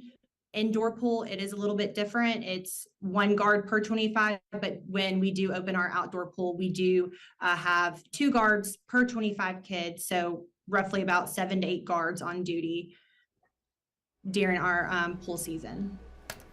Where do parents often make mistakes from your perspective? Where do people kind of get in trouble? Technology, phones, getting out of the water when your child is still in the water, taking your eyes off the water. I think a lot of times the parents like, yeah, my child can do that. And your child may be able to do that. I think that when there are a ton of children in the pool and everyone's having fun, sometimes the child may look at another child and start doing what they're doing, maybe not knowing that that requires a different skill, that child's a different age. I think that and I'm a mom as well of 3. And so as a parent, your priority needs to always be to be watching your child and try to stay off the phone, try to stay in the water, and then realize that they may need swim lessons, right? Every child needs a refresher when it comes to swim, because most of the time they take that winter season off. They're not in the pool as much. So just acknowledging that, let's get a refresher. Let me make sure that all the skills are still there.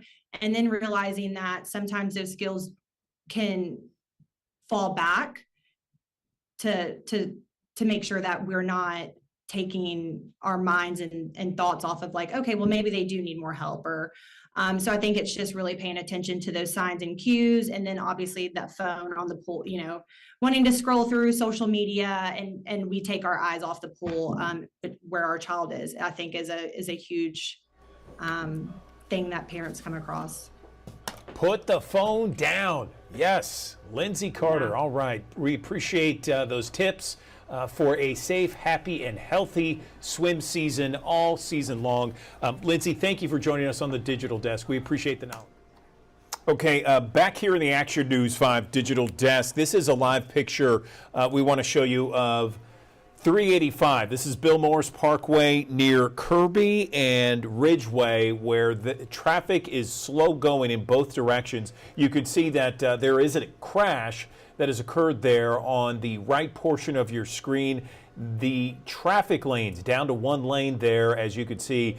First responders trying to clear up the scene as quickly as possible and trying to get traffic moving once again. But again, this is 385 eastbound near Kirby. All lanes blocked at this time, except, well, you do have that one lane open, but this is 385 eastbound near Kirby and Ridgeway. Just a heads up there on a Friday morning commute that the rush hour traffic is slow going in this area.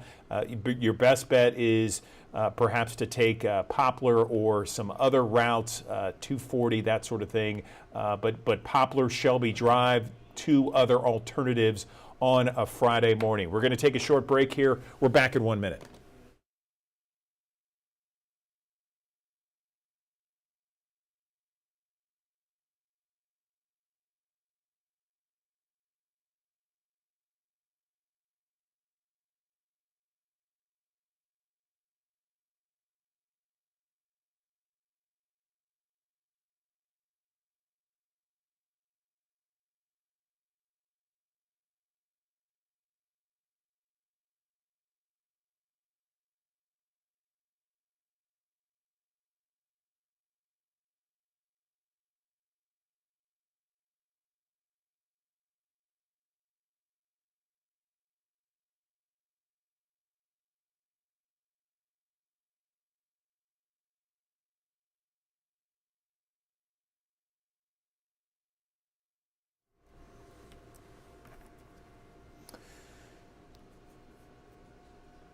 Okay, welcome back to the Action News 5 Digital Desk. I want to show you again these breaking live pictures of a mess there on Highway 385, Bill Morris Parkway eastbound near Kirby and Ridgeway. Traffic moving very, very slowly at this hour. 8:42 is the time, and you can see it's down to one lane eastbound near Kirby and Ridgeway Road. There is a traffic crash. You can see a number of different first responder vehicles and other traffic vehicles there trying to get things cleaned up so that the traffic can open up a little bit more. It looks like two lanes are now open, or close to having two lanes open there at 385 near Kirby and Ridgeway Road. We'll continue to follow this here on the morning commute there on a Friday morning, where traffic is certainly building and certainly slow going in this area. Good alternatives, Shelby Drive or Poplar Avenue on this Friday morning. Right now, I want to go to an interview that we did earlier on pet safety this summer all across Memphis and the Mid-South. All right, good morning. Welcome back to the Action News 5 Digital Desk. It's summertime. We know it's hot. We know that we're going to take our pet out for a walk. They're going to be out and about, and There's always some things to be concerned about when you take your pet outside. The normal hazards during the summer, heat stroke and dehydration, but there are some other things you might not be thinking about. I'm joined on the Action News 5 digital desk by Dr. Alexandra Meyer. She is a doctor of veterinary medicine. She is at VCA Woodbridge Animal Hospital, and joining us to talk about some of those dangers, those threats out there for our pet, and just some friendly reminders to keep them safe. Where do we begin, Alexandra? Good morning. Well, you hit it right, kind of nail on that head. Heat's a big one. It is a heat wave right now. These our pets are very sensitive to some heat, so we do have to keep an eye on that. But also at the same time, food's a big one. We do have to worry about what kind of food our pets are being exposed to, as well as grills, fire pits, even candles and swimming pools can cause potential dangers if we're not careful. Okay, so let's for our audience there, we have thousands of people who watch us each and every morning. Let's talk about those great ideas, suggestions, some tips out there just to have a safe summer for our pets. Right. One tip that I highly recommend, we are going to have lots of barbecues this summer. It's beautiful. We are enjoying corn cobs, ribs, chicken bones. When you're done, put them in the trash and take that trash out to the curb. Don't let it sit in your house and become a potential hazard for your pet. It smells good. They want to eat it, but it can become obstructed. We can have GI irritation. Just take it out of your house so it doesn't become a problem. Let's talk a little bit about the pavement. You know, oftentimes we don't think about how hot that pavement can get. Just some friendly reminders out there. Absolutely. So when you go outside, that pavement absorbs quite a bit of heat. Take your hand and put it on the sidewalk or on the asphalt. If you can't hold your hand there more than a few seconds, it's too hot for your pet. Keep them on the grass if we are going to go for a walk, or if possible, keep them inside. Make it so they can't get their poor little paw pads burned. What about a swimming pool? You know, you were just mentioning grilling out outside. You know, there's festivities going on. How do we keep our pets safe in the pool? So pools are wonderful. Again, human nature, we love to be out there spending time with our pets, but even the strongest swimmer can become tired and can potentially drown. If you have a fence, putting a fence around the pool is a great safety, but also teaching your pet where those exit points are. If you have a shelf, also just always supervising your pet when you're around water or in the pool, and making sure if there is a dangerous situation, we can remove them from the pool. Anything else you want to mention before we let you go, Alexandra? VCA has a wonderful summer safety handbook on their website at www.vca.com.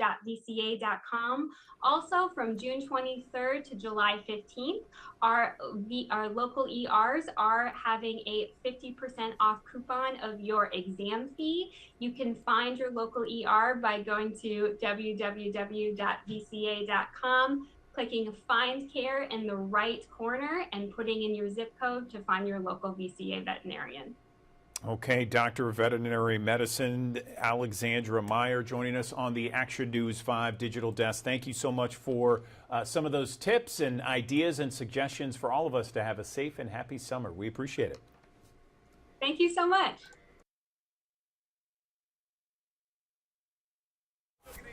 All right, back now live here in the Action News 5 digital desk. I'm showing you again those pictures that you see from Highway 385 eastbound and the issues there that are traffic related here. Again, near Kirby and Ridgeway Road, you can see traffic starting to move maybe a little bit faster, but still an issue because it looks like there's still just one lane moving through this area kind of as the morning rush hour is starting to wrap up. Again, this is in between Kirby and Ridgeway on 385 East, so headed towards Collierville there. Due to an accident, you can see a number of different traffic vehicles and first responders on the right side of the interstate as crews are working diligently to clean up as much as possible and get all lanes back open. But again, eastbound lanes reduced to one, maybe two lanes at this time. Still a backup pretty significantly. We're going to continue to follow this here in the digital desk. Again, good alternative routes, Poplar Avenue and Shelby Drive to take if you are traveling in that area.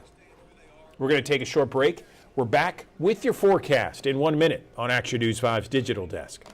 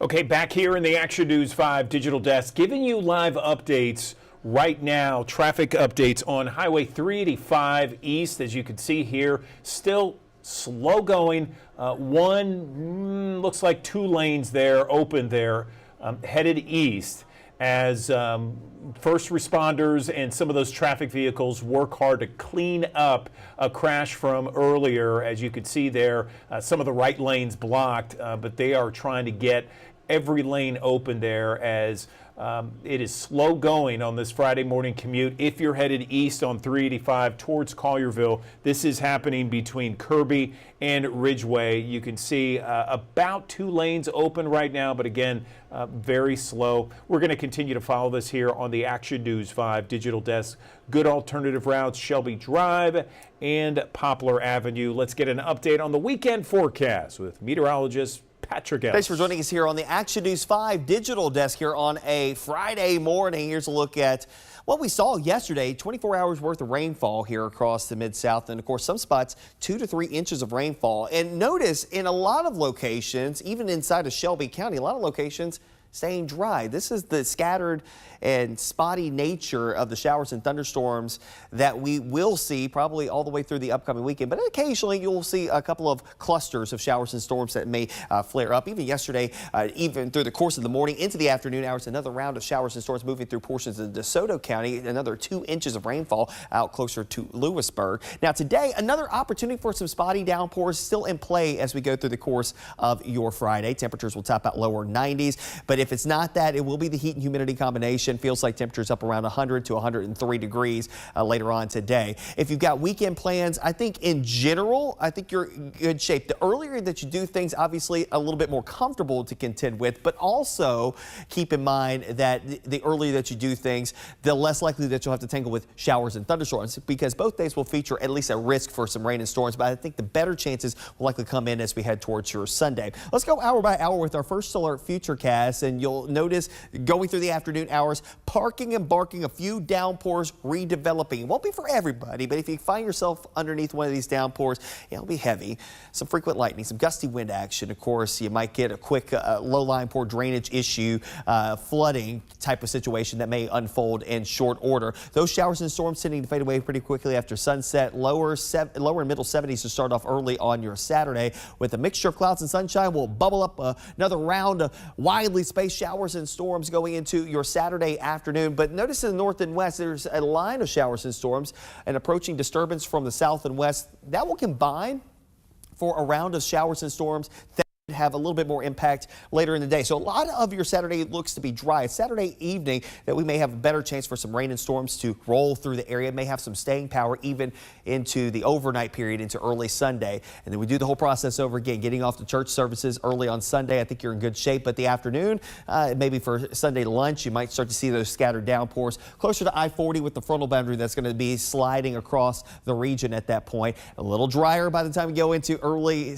Monday morning, and then we'll do the whole process process over again, likely during the afternoon hours. Pretty steamy air in place all the way through the next 7 days in the very least. We were looking at this yesterday, give you a first alert to this, that we were seeing some inklings of a cold front that could swing through the area late next week. It's looking more and more likely that that front will just scrape past us. It's not going to necessarily come sweeping through. There was some indication that it could sweep through. And if it still could change, we're still 7-8 days away from that actually happening. If it does, hey, that will knock the numbers back a couple of notches. That'll be nice. Maybe bring in a little drier air. That'll be nice. But it won't be super long stayed here across the region. But of course, because of the high heat, high humidity combination, feels like temperatures each and every day hovering between about 100 and 105. Some days may nudge up against heat advisory territory, so don't be surprised. Maybe the Delta locations, maybe as early as tomorrow, may have a heat advisory there. Same thing on Tuesday, maybe a region-wide heat advisory coming up on Wednesday. So I want to give you that first alert that in a couple of days here in the next 7, in the very least, could have a couple of heat advisories being issued here across the Mid-South. Of course, the interactive radar, your friend, as we go through the afternoon hours of each day. Want to keep an eye to the sky and an eye on the radar on the First Alert Doppler radar on the First Alert weather app. You can download it in the Google Play Store and the Apple App Store. So let's take a look at that extended forecast. Of course, looking pretty toasty once we get into mid next week. That comes by way of a ridge of high pressure that's going to expand over the area and actually knocks the numbers back a couple of notches on the rain chances. In the short term, 91, a mixture of clouds and sunshine going into your Friday afternoon. If you got plans heading to the Ed Murphy Classic, of course, both tonight and tomorrow, I think we're going to be in decent shape, but there may be a shower or thunderstorm tonight if you're heading down to Beale Street for the pole vaulting competition. Temperatures in the 80s, near 90 by 6, dropping off to the low 80s by about 10 o'clock in the evening. Of course, we also got the Slug Burger Festival ongoing over in Corinth, Mississippi. That started yesterday, continues today and tomorrow, going into Saturday, starting really last night in Ripley, Tennessee, continuing today and going into your Saturday, the Lauderdale County Tomato Festival in Ripley. And I think we may have a little better chance for a shower thunderstorm, maybe upwards of about a 30% chance by the end of the day on Saturday. But otherwise, again, it's going to be a toasty one. Temperatures there in the low 90s going into the afternoon hours across the Mid-South. Of course, we'll stay up to date with the very latest anytime and everywhere on the Action News 5 First Alert Weather app. You can stay up to date with us here online and on air each and every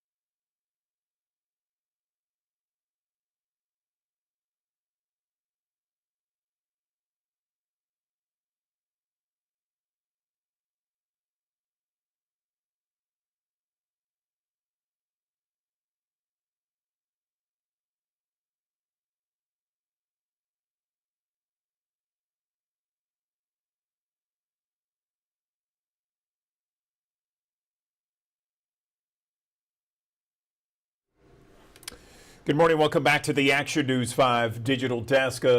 Breaking traffic news as it continues to get a little bit better on Highway 385 eastbound in between Kirby and Ridgeway Road. You can see 2 lanes of traffic moving quicker and fewer first responders, fewer vehicles of traffic related of nature as they continue to clean up this mess that had traffic blocked. At one point, all lanes blocked, headed eastbound on 385, headed towards Collierville near Kirby. But again, 2 lanes open right now as traffic continues to run a little bit faster. It's still backed up, but certainly it is running better than it was just a few minutes ago. So it is slow going still on this Friday morning commute as commuters, it kind of winds down on the morning commute at 9 o'clock here. But again, breaking traffic news, Highway 385 running a little bit better. 2 lanes open now, headed eastbound near Kirby. We'll continue to follow it here on Action News 5's Digital Desk. Right now, I want to talk about ways to protect your data online this summer season. Well, good morning. Welcome back to the Action News 5 Digital Desk. You may recall that there was a massive data breach not too long ago. It exposed millions of patient records online. We're talking to the tune of about 8 million patient records. And again, sensitive information being released out there on the internet. It's just another example of these data breaches that keep on happening from time to time. So how do we protect our identity, our cyber security? How do we make it as safe as possible? Joining me now to talk about that is Christopher Wright. He's a veteran cybersecurity expert. Joining us on the Digital Desk. Chris, tell us a little bit about your background first and foremost, and a little bit about this data breach that some people may remember, some people may not. Good morning. Good morning. So I've been in cybersecurity for about 2 decades now, starting in the United States Air Force, working with the federal government a little bit, and moving on to commercial entities. And apologies for the background being backwards there. But working in the commercial space and financial technology as well, and for about the last 9 years working with small businesses such as healthcare and dentists and things like that. From what we see of this, the breach, it was an openly available database that housed about 8 million total records, about 2.7 of those actually being personally identifiable information on dental patients. Dental patients. Okay, so so there's all kinds of records out there, and of course, dental records include many people's, their names, their birth date, their social security numbers, maybe some credit card numbers as well. What do you know in terms of how what I just mentioned? How much is exposed out there? So yeah, when we say personally identifiable information, we're talking about a lot of that. We're talking about name, phone number, address, social security in some cases, anything that dental practice would need to file that claim for that patient, and anything that dental practice felt like they needed to store for caring for that patient, or just kind of what somebody thought they needed to store on an individual who was a patient there. So often that's a lot more than's really needed. We tend to hoard data and try to collect as much as possible, thinking it might come in handy one day, but it doesn't always, and usually opens you up to some danger, like in this case. Okay, so so we've established what this breach was, and what's out there. How do we protect ourselves? So one of the things that I like to tell people is be careful what you submit. In the first case, look on those forms that you're providing to that healthcare provider, whether they're dental, whether they're any other kind of healthcare, or really anything out there. They're going to ask you for a lot of information. A lot of times you can look on that online form or on a paper form, and there'll be something denoting if that is required for them. So you can kind of start there, and don't divulge a lot of information that's not required, that you look at and go, why would this provider or why would this organization need that type of information? Second, I would look at that information, and if you do look at one of those fields that's marked required and you don't think it should be required, question that. That may not really be required, and especially if you're filling out a paper form, there's nothing stopping you from not putting that on there. A lot of times the online forms will not advance to the next screen if you don't enter the required field, but there are ways around that as well. But the best thing you can do is question that. Don't just assume. So go back to that provider and say, why do you need my birthday? In some cases. And finally, we kind of overshare a lot of things anyway. So kind of expand that to your whole life. We want to put everything about ourselves on social media. We want to kind of fill that out and put everything about ourselves out there. But really, that's a treasure trove for people trying to steal your identity or impersonate you in some way, shape, or form. And then I guess one other thing I'd want to add on there too is when you are going to a healthcare provider or some type of provider, not necessarily healthcare too, But look through those forms. Read what you're signing. A lot of people, we're in a hurry. We don't want to read what we're signing. We don't see what we're signing up for. And unfortunately, that gets us into trouble sometimes. In the healthcare world, for marketing, in the terms of protected health information and HIPAA privacy, marketing is an opt-in, opt-out type set of data, or our use case for healthcare data. It's a little bit of a fuzzy line between what's allowed and then what you have to have an opt-in from the patient for.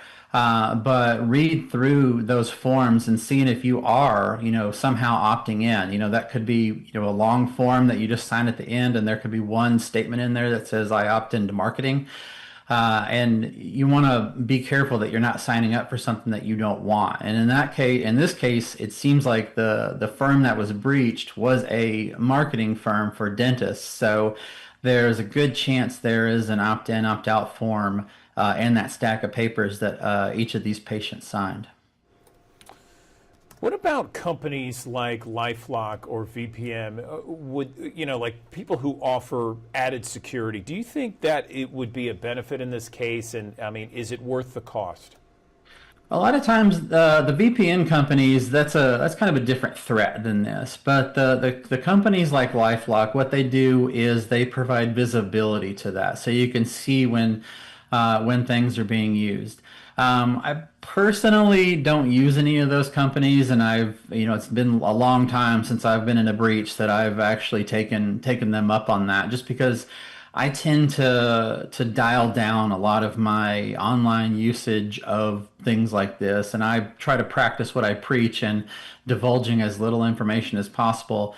Signing up for as few things as possible and making sure my information is out there as little as possible. That's very difficult, and a lot of people, it's going to be a hard change in their life to do that. But what those providers give is kind of visibility into that at the very least. Sometimes they do have some blocking mechanisms, but in actuality, they typically try to err on the side of caution, so they're not going to go out there and block everything, because that pretty much prevents you from using credit cards and signing up for home loans and buying cars and stuff like that. So they don't want to impede on your life, which is, in a lot of cases, that would prevent a lot of this fraud from going on, but it would also prevent you from just living a normal life.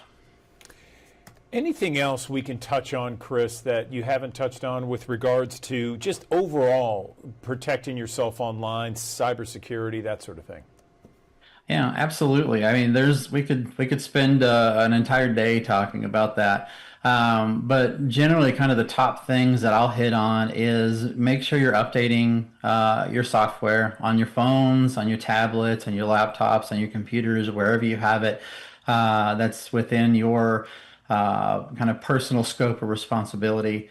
Make sure you're updating those on the regular. Don't just kind of bypass that update notification over and over and over. A lot of flaws, a lot of things that attackers will take advantage of are in these recent patches. So if you apply those recent patches, you're going to reduce your risk significantly.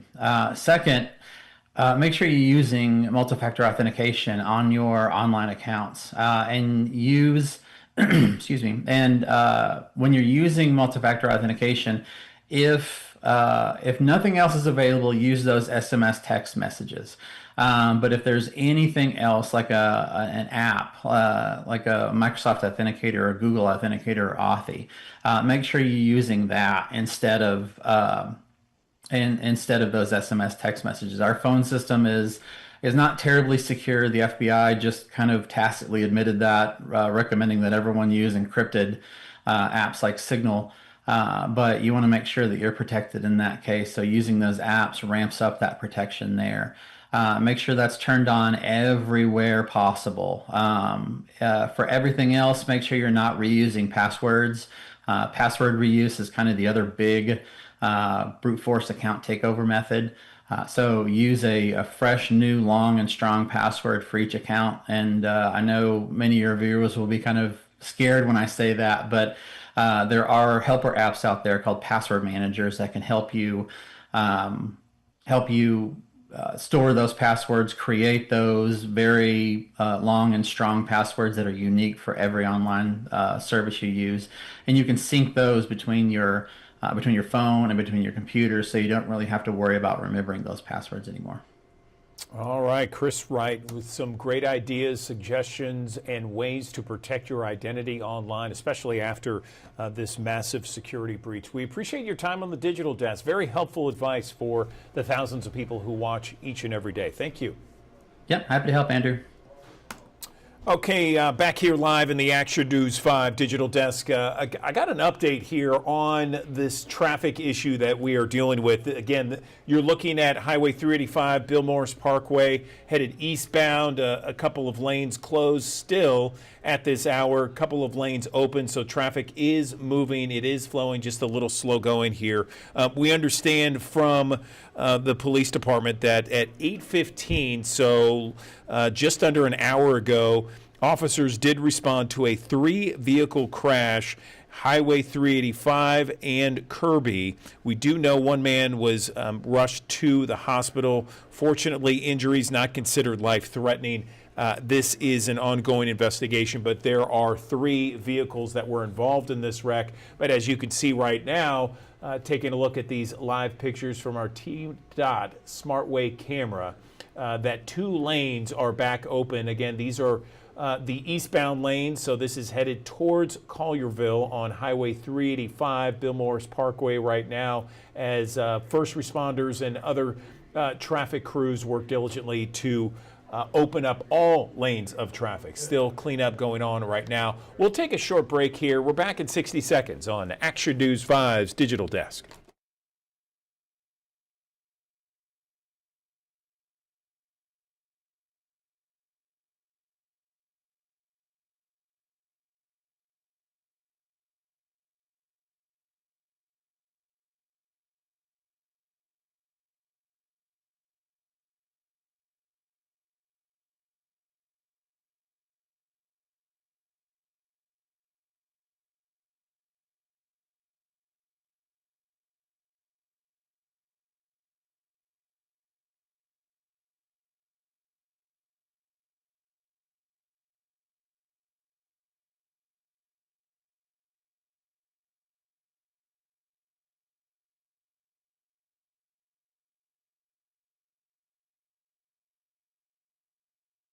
Good morning. Welcome back to the Action News 5 Digital Desk. More Americans than ever are expected to reach retirement age this year. And according to the latest Fidelity Investments State of Retirement Planning Study, many understandably are a little concerned about, in fact, pulling the trigger and retiring. Here to discuss what we need to know if we are looking at retirement this year or perhaps in the future, not too distant future. I'm joined now by Shyam Gaglani. He is joining us on the Digital Desk. He is a retirement distributions leader at Fidelity. Shyam, good morning to you. So what did a new study find about how today's retirees are planning for their retirement? Are they concerned? Are they worried that they need to get out of retirement and go back into the workforce? Good morning.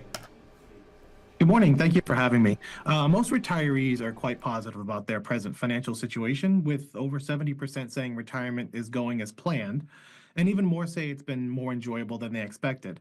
That said, our study also finds that some have been slightly caught off guard by the rising cost of living and high cost of healthcare.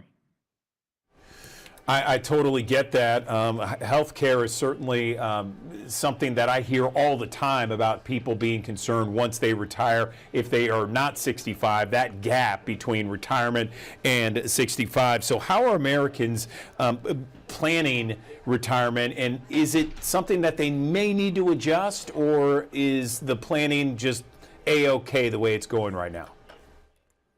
Well, nearly 2/3 of respondents in their planning years have a positive outlook on their upcoming retirement. This is down 7% from last year, which is due in part to the impact of the rising cost of living. Gen X is at the forefront of this drop in confidence, with only 53% feeling like they'll be able to retire on their own terms. This comes as a record number of Americans are expected to reach traditional retirement age in 2025. So that lower confidence about retirement from Gen X can really be traced back to the fact that many are facing preparing for retirement, continuing to care for their children, and aging parents all at once. Okay, so the natural question there, Sham, is how do you get more prepared? How do you get more confident to say, okay, I'm going to retire at this point in the next, 2, 3, 4, 5 years? Yeah, that's a great question. I think most important is having a plan in place is crucial. It's also really important to stick with your plan. So our study found that 92% of Americans feel that financial planning doesn't end when retirement begins. So ideally, you should have a diversified income plan where essential expenses are covered by guaranteed income sources that keep up with the cost of or with inflation. So we're talking about Social Security and annuities where you're turning part of your savings into a reliable income stream that you'll have throughout retirement. When it comes to discretionary expenses, you should really look to cover those from savings or investment income. So if you need to cut back, this is a place to do it, but you'll still be able to cover day-to-day living expenses. It's also very important to maintain a reasonable asset withdrawal rate. So we recommend targeting an average asset withdrawal rate between 4 and 5% a year. And finally, one of the largest expenses in retirement is healthcare, with a 65-year-old needing $165,000 to cover healthcare costs throughout retirement. It's important for a pre-retiree to have a plan that accounts for how they'll cover future healthcare expenses. So understanding your Medicare strategy and potential expenses related to long-term care can really help gain an understanding of additional healthcare costs that you'll look to include and need to include in your retirement income plan. So, Sham, let me press a little bit on that. I mean, what are you telling your customers? What are you telling the people that you deal with, when it comes to healthcare costs and planning for retirement? I think one of the most important things for anyone at any stage of planning to keep in mind is the sooner you start saving, the better off that you'll be. So take advantage of time. The more you save and the sooner you save, the better off you'll be when it comes time to put a retirement plan together and be able to fund the retirement that you want to have and retire when you're ready to retire. Anything else we want to mention about retirement and how things have changed? It sounds like the formula for the most part is essentially the same. I mean, diversify investments, that sort of thing. Anything else that we can talk about with regards to retirement now? Well, there are definitely some differences between today's retirees and retirees that are coming up. One distinct difference between the groups is today's retirees are the last to report in large numbers that predictable income sources like pensions are going to be the primary way that they'll fund their retirement, whereas 6 in 10 Americans in their planning years say the biggest income streams that they'll have will come from their IRAs and 401ks or other workplace plans. So only about half of retirees are saying the same thing about their IRAs and workplace plans today. I think the good news here is recent Fidelity data shows retirement savers are building good habits, and they're saving in IRAs and workplace plans at a rate that's close to Fidelity's recommended 15% per year. Okay, Sham Gaglani, we appreciate you and everybody at Fidelity Investments for helping us out with this conversation. Thank you.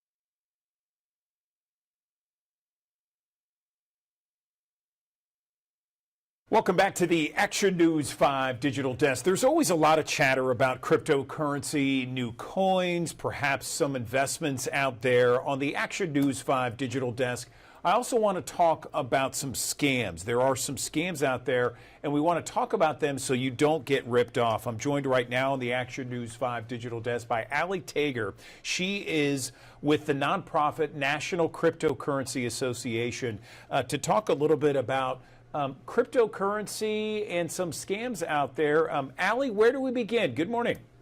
Good morning. Thank you for having me. Perfect timing. It's Internet Safety Month, and the National Cryptocurrency Association is out here helping everyday Americans learn how to navigate the crypto landscape safely and responsibly. Unfortunately, we know that there are scammers and fraudsters in every market, and protecting yourself really comes down to practicing smart online habits, and security should always be top of mind. So excited to share more with you about some common scams and safety habits. Yeah, so Ali, I understand there was a new study out there that talks specifically about this issue. Give me the highlights from it, please.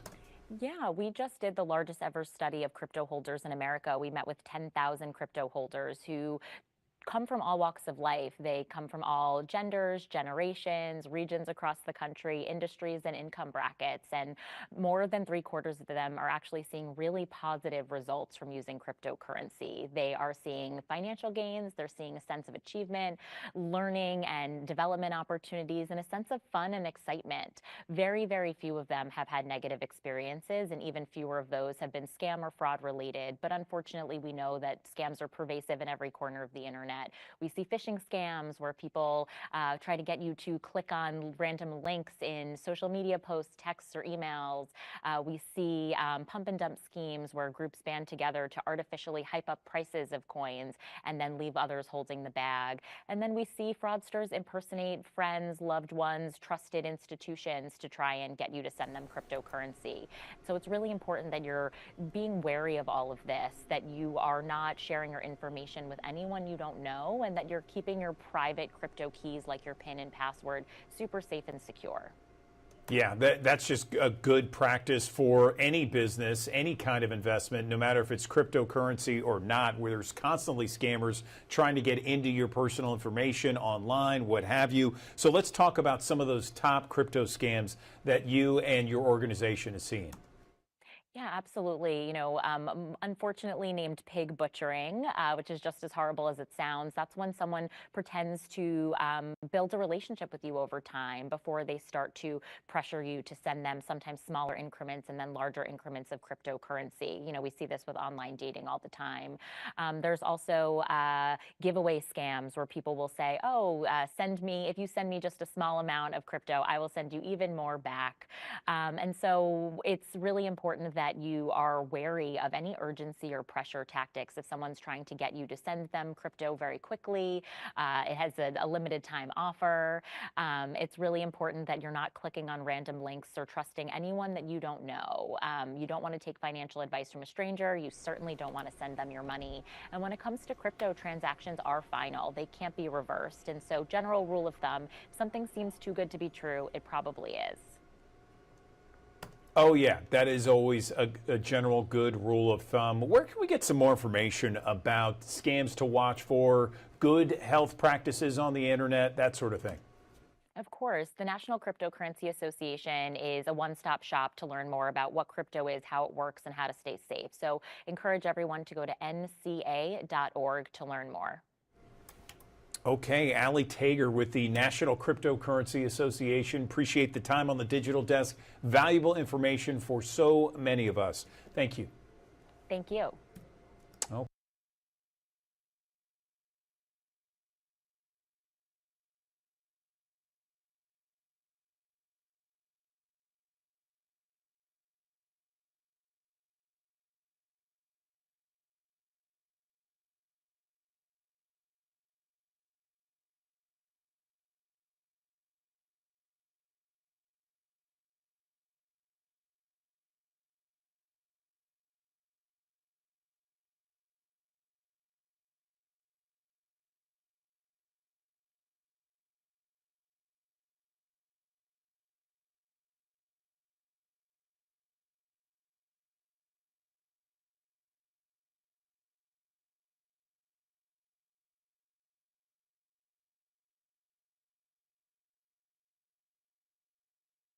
Welcome back to the Action News 5 Digital Desk. You know, the kids are out for school. You got summer season upon us, and why not take a trip somewhere? And one of the most affordable ways is perhaps going camping around your area, or maybe taking a road trip and going camping. It has become more popular than ever. In fact, 1 of 4 leisure trips out there now includes camping. Let's talk more about this idea of camping across our region and really across the country right now. I'm joined on the Action News 5 Digital Desk by Senior Vice President of Marketing for Kampgrounds of America, KOA, Diane Eichler, joining us on the Digital Desk to talk about camping. So, Diane, let's talk about this. It feels like a resurgence of camping out there across the country, but for me and my family, we've always enjoyed camping. Good morning.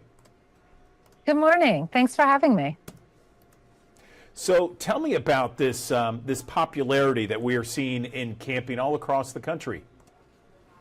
Yeah, camping has always historically been a really great summer activity, but over the last 5 or 6 years, we have welcomed over 11 million new campers to camping. So we at KOA are super excited to open up our peak season and welcome all of our campers, old and new, out into the great outdoors again this year.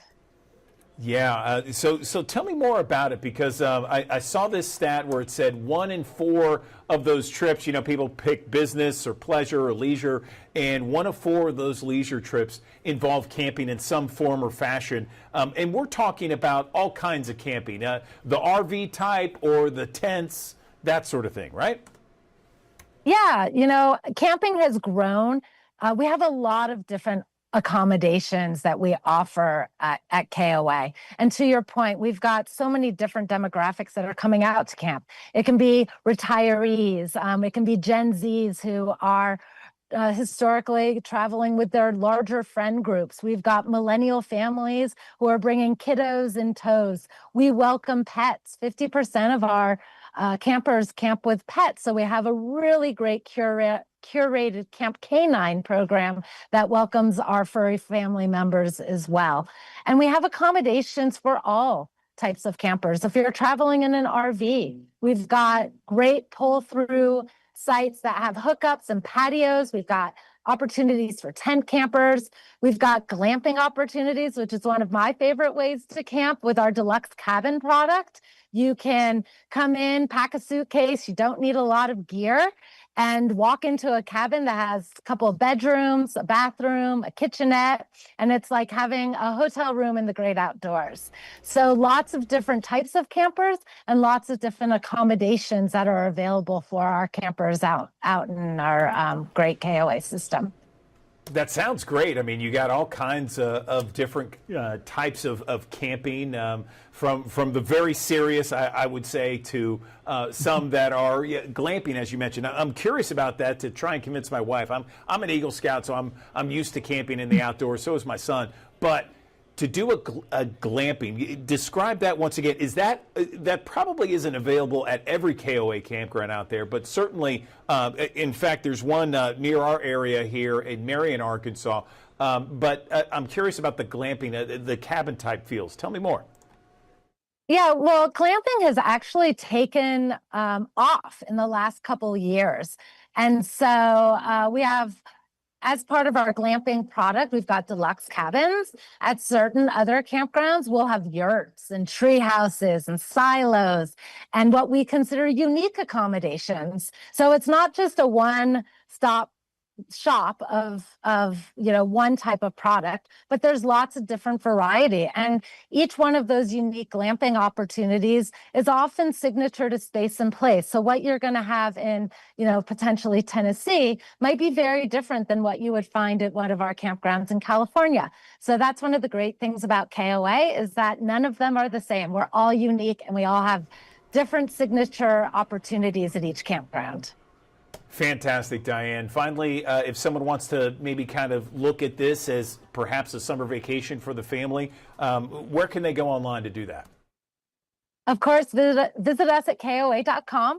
And while you're there, I encourage everyone to hop on over to our blog. We've got lots of tips and tricks, tons of recipes, and lots of guides for you to help you get outdoors this summer in a really hassle-free and fun way. That sounds great. Diane Eichler, we appreciate you coming on the Digital Desk talking about the enjoyment and popularity of camping all across America. Thanks so very much. Thank you so much, and happy camping this summer. Okay.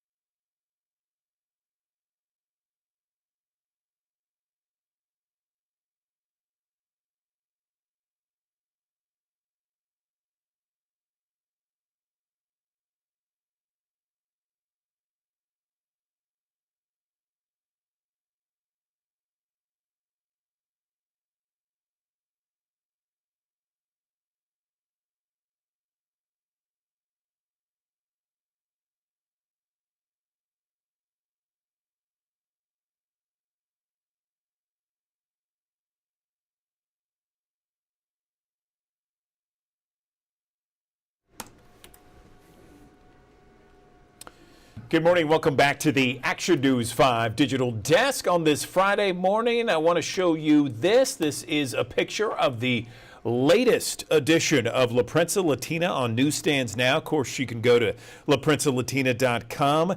And the cover story, can the U.S. replace the immigrants it deports every day? And it has a deep dive into the Secretary of Agriculture and some of the comments made by her, Brooke Rollins. Let's bring in our friend Jairo Aguirre, joining us on the Action News 5 Digital Desk. Jairo, let me pull you up here. For some reason, I don't have you right now lined up on our digital desk, but I am going to have you come in right now and talk a little bit more about all this. Jairo, good morning. Yeah, good morning. Good morning. There we go. How are you, Andrew, on this Friday I'm doing morning? well. Thank you. Thank you, Jairo. So tell me more about this cover. Yeah, so we're continuing to, of course, immigration is super important and everything that's going on today. And this particular matter is about, of course, like you said, Brooke, the U.S. Secretary of Agriculture, Brooke Rollins, made it clear there will be no amnesty for undocumented immigrants. In a press release, she stated that there are 34 million able-bodied adults applied in Medicaid who could potentially fill the jobs left by deported immigrants. And so that leads to a question of is that feasible? There's the talk about automation and technology to replace a lot of these farm workers. And if you've seen videos, if you've seen some of the stuff is actually very delicate. There's a lot of produce, a lot of things that you just need the human hands and the human eyes to make sure that that produce, especially for doesn't get wasted, doesn't get left behind. And of course, if we go back, with technology, I don't think we're there yet. And if we are there, how is that going to impact the farm owner? There's a lot of technologies going to be expensive, the maintenance on it, and it's just unsure. And of course, there's I have in here. There's the stats on how many immigrants. About 70% of farm workers in the country are immigrants, and at least 42% are undocumented. So that's over 2 million people that work in agriculture. And so that kind of gives you an insight of how heavy the labor force is in the agriculture. So we're going to continue to look into this. Of course, it's important to also state, how the immigrant plays a part in the U.S. in general. In 2024, there was a big increase in population. The biggest increase was within the Latino community, and especially in like Texas, California, big states. 100%, almost 100% of that increase was from the Latino population. And in cases, they're the Latinos are the only population that are actually increasing, and that's another here in Tennessee, here in Memphis. Our population is the one that's increasing, along with I think it was the Asian population. I saw some stat in there, but all the other ones are either decreasing. People are leaving Memphis. People are leaving Tennessee, and the Latino workforce is just here to stay. That's not even including also. There's a lot of Latino in healthcare industry, in the hotel industry, service, hospitality, and also in a lot of these nursing homes and all these elder homes. So it just kind of states, the immigrant labor workforce, I believe, it should be here to stay. And the question is, can those millions of Americans that are, in Medicaid or are able to work, are they going to be able to do so or willing to do so? Okay, and again, Jairo's talking about the cover story in the latest edition of La Prensa Latina on newsstands right now. Of course, you can read more about this on laprensa.latina.com. I want to go to the second portion of one of the articles that we're highlighting this morning, and this one is about The Wiz returning to the Orpheum Theater later this month, July 22nd. Through the 27th. Tell me more, Jairo. Yeah, so I actually hadn't seen this, and I was when I saw it hit La Prensa, the fact that it's going to return to Memphis, I was like, well, I didn't get a chance to see it the first time, but The Wizard of Oz is such a huge hit across the world, and there's how many versions of The Wizard of Oz remakes this, and to have something come to the Orpheum, and this one, of course, celebrates the African American culture. I mean, even in there's a song I think that's traditionally we know as I think it's, well, I don't know the song, but it's "Follow the Yellow Brick Road," and they have "Ease Down the Road," which is going to be interesting to see. I think it's exciting. It's something new that, and of course, at the Orpheum, it's always a great place I think we talked about it many times. Great place to go and enjoy any play. But this one has 7 Tony Awards, which is amazing. It actually started in 1975, which I didn't know. And so I look forward to seeing it if I get a chance. The tickets are on sale. It's going to be July 22nd to the 27th. You can get your tickets at, of course, the Orpheum website. But super excited to have that here at the Orpheum in Memphis. Yeah, absolutely. Yeah, a lot of people are excited about this for sure, Jairo. I want to go into our final story that we're going to be focusing on, and this one is about the Club World Cup and the title against Chelsea. Yeah, details, my man. So I was super sad when one of my favorite teams is Real Madrid, and PSG just dominated Real Madrid this last game. It was 4-0. But on another note, before I get into this, it's been so cool to see soccer in the U.S. play and how fans are reacting, and it just gives a preview of what the World Cup's going to be like in the U.S. And so you can see it in the buzz, the excitement, the soccer fields. Even did you watch the Gold Cup? So I did watch the. I'm super excited. Mexico, yeah, we took the. Yeah, they won. That was quite the game. I did watch the final there, U.S. and Mexico. Yeah. What a great rivalry they have. Oh my God, that rivalry! I remember that rivalry's been here, and I love the U.S. I mean, I am super grateful for the U.S. and everything. But it's just something that kind of like takes you back. There's always that rivalry, Mexico-U.S. for me, and but it's been such a great rivalry for so long, and yeah, so we just won the Gold Cup, and now this World Cup is for these clubs, and so PSG is going to be going up against Chelsea this Sunday at the MetLife Stadium in New Jersey. So we're super excited. So the PSG just came out of winning the Champions League. So in Europe, they are the kings, right? They are the champions. And so now it's gonna be, are the disputed, are they gonna be world champions as a club? And so it's gonna be interesting. It's the first time being champions for the Champions League. And let's see if they're gonna be first time champions for the world one too. Absolutely. Okay. Good stuff there. As always, again, this is the cover of the latest edition of La Prensa Latina on newsstands, wherever you get La Prensa Latina. You can also go to laprensa.latina.com. Before we go, I just wanted to open it up one more time to Jairo. Anything else before we let you go, Jairo? No, just expand their gratitude to you guys to letting us come here every Friday and share what do we have here in La Prensa Latina to let the audience know. You can always see our digital version at laprensalatina.com.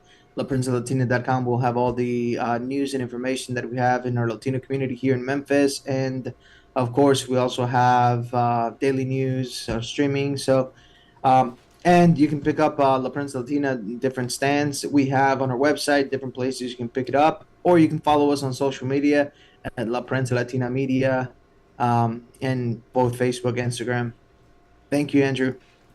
Yeah, thank you. As always, Jairo, always great to see you on a Friday and talk about the latest edition, what you guys have going on at La Prensa Latina. We appreciate your time on the digital desk. No, I appreciate it. Thank you so much, and stay cool out there. Absolutely. Yeah, that's hard to come by these days, but we're going to make do. Another live look from our High Five camera here downtown Memphis. They're off in the distance. As we go to break here, we're going to have your full forecast coming up in 1 minute.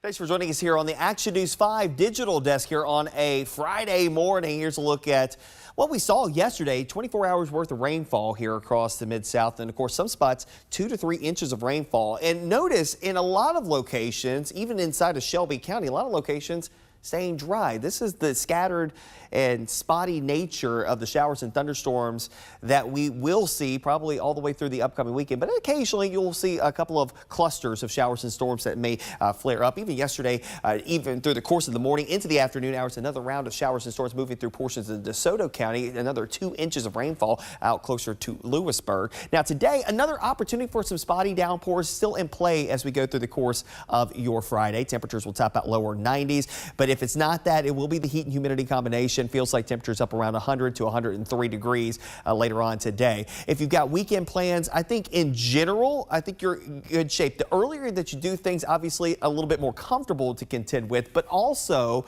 keep in mind that the earlier that you do things, the less likely that you'll have to tangle with showers and thunderstorms, because both days will feature at least a risk for some rain and storms, but I think the better chances will likely come in as we head towards your Sunday. Let's go hour by hour with our first solar futurecast, and you'll notice going through the afternoon hours, parking and barking, a few downpours redeveloping. It won't be for everybody, but if you find yourself underneath one of these downpours, it'll be heavy.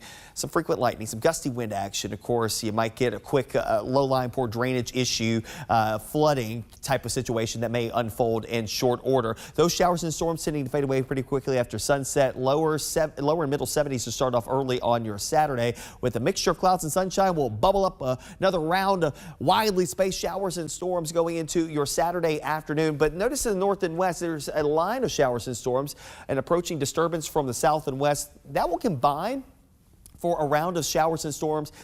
have a little bit more impact later in the day. So a lot of your Saturday looks to be dry. It's Saturday evening that we may have a better chance for some rain and storms to roll through the area. May have some staying power even into the overnight period into early Sunday. And then we do the whole process over again, getting off the church services early on Sunday. I think you're in good shape. But the afternoon, maybe for Sunday lunch, you might start to see those scattered downpours closer to I-40 with the frontal boundary that's going to be sliding across the region at that point. A little drier by the time we go into early Monday morning, and then we'll do the whole process over again, likely during the afternoon hours. Pretty steamy air in place all the way through the next 7 days in the very least. We were looking at this yesterday, give you a first alert to this, that we were seeing some inklings of a cold front that could swing through the area late next week.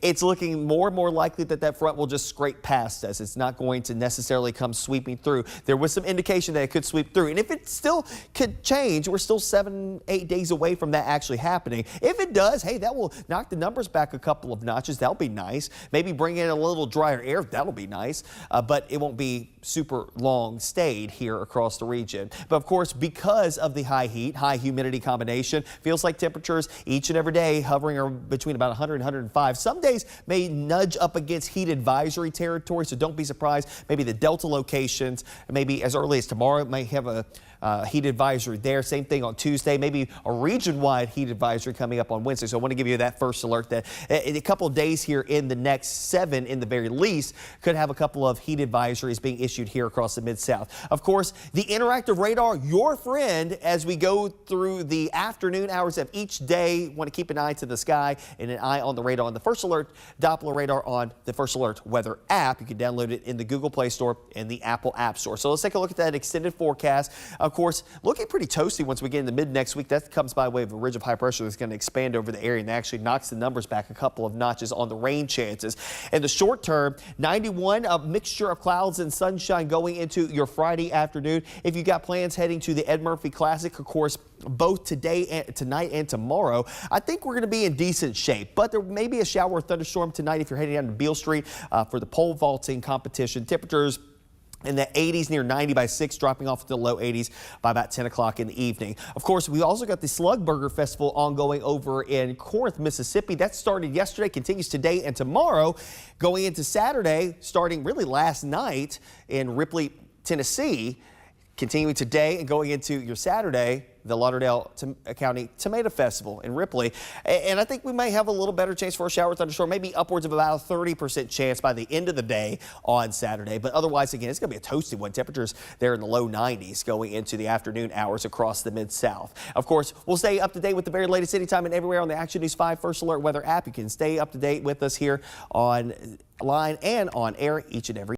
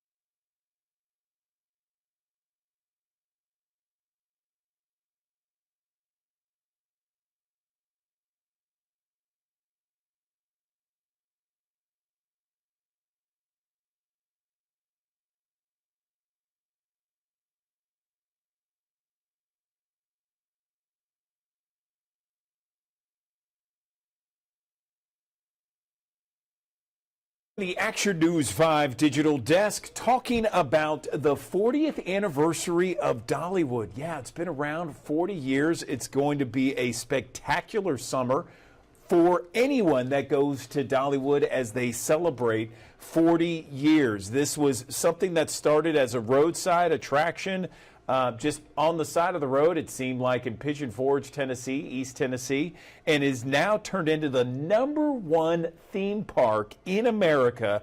This is according to TripAdvisor reviews. And joining me now on the Action News 5 digital desk, I am joined by Pete Owens. He is Vice President of Marketing and PR at Dollywood. And Pete, I see that you're out and about among some of the crowds there.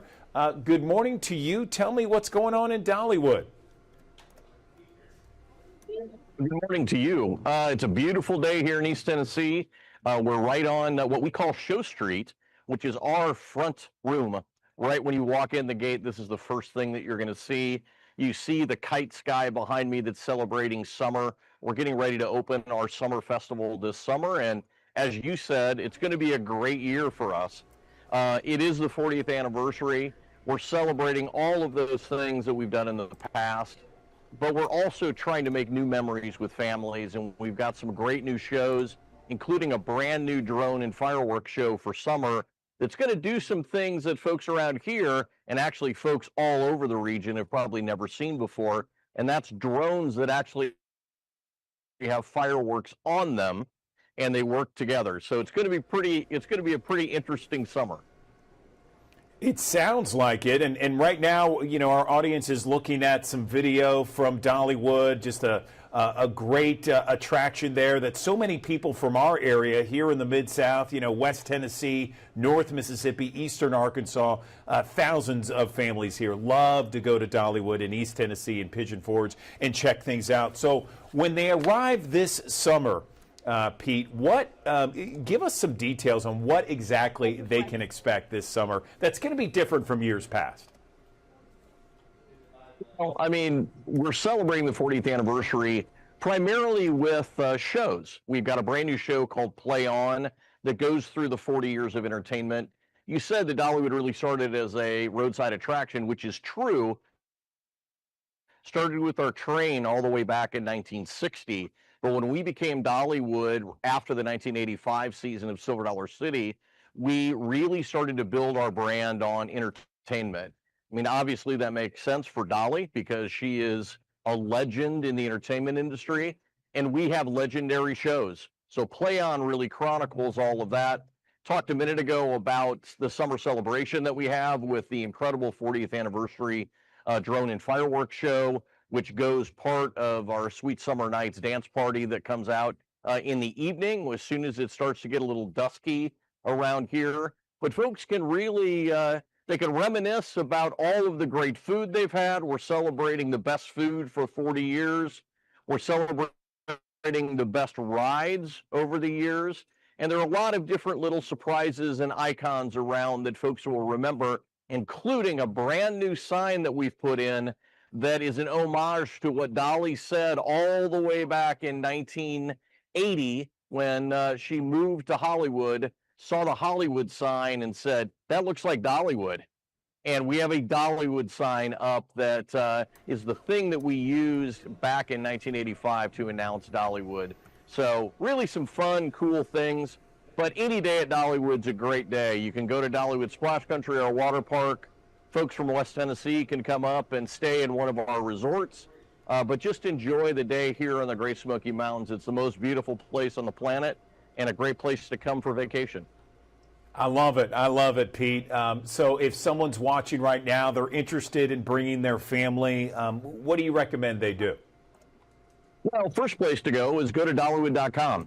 And the opportunity there is you can plan your visit. You can see what value pricing we have for the summer. We have a lot of different deals going this summer, both for the resorts and for the parks, and an opportunity for them to see what the best thing is for them. And then before they arrive, download the Dollywood app so they have the opportunity to see show schedule, the map that we have that's on the app, and any new offers we have. We also have mobile ordering on our app so that if you're out doing something in the park, you decide you and your family want to have lunch, you can order ahead and you can get your lunch whenever you arrive. So it is, technology is new in a theme park that started with an 1880s theme, but there's a lot of trip planning tools that we have and a lot of offers we have for the summer, and that's what I would encourage folks to do first. That sounds great. Pete Owens, Dollywood's VP of Marketing and PR. We appreciate you coming on the Action News 5 Digital Desk, celebrating 40 years of Dollywood. Thanks so very much. Thank you. Okay, have a great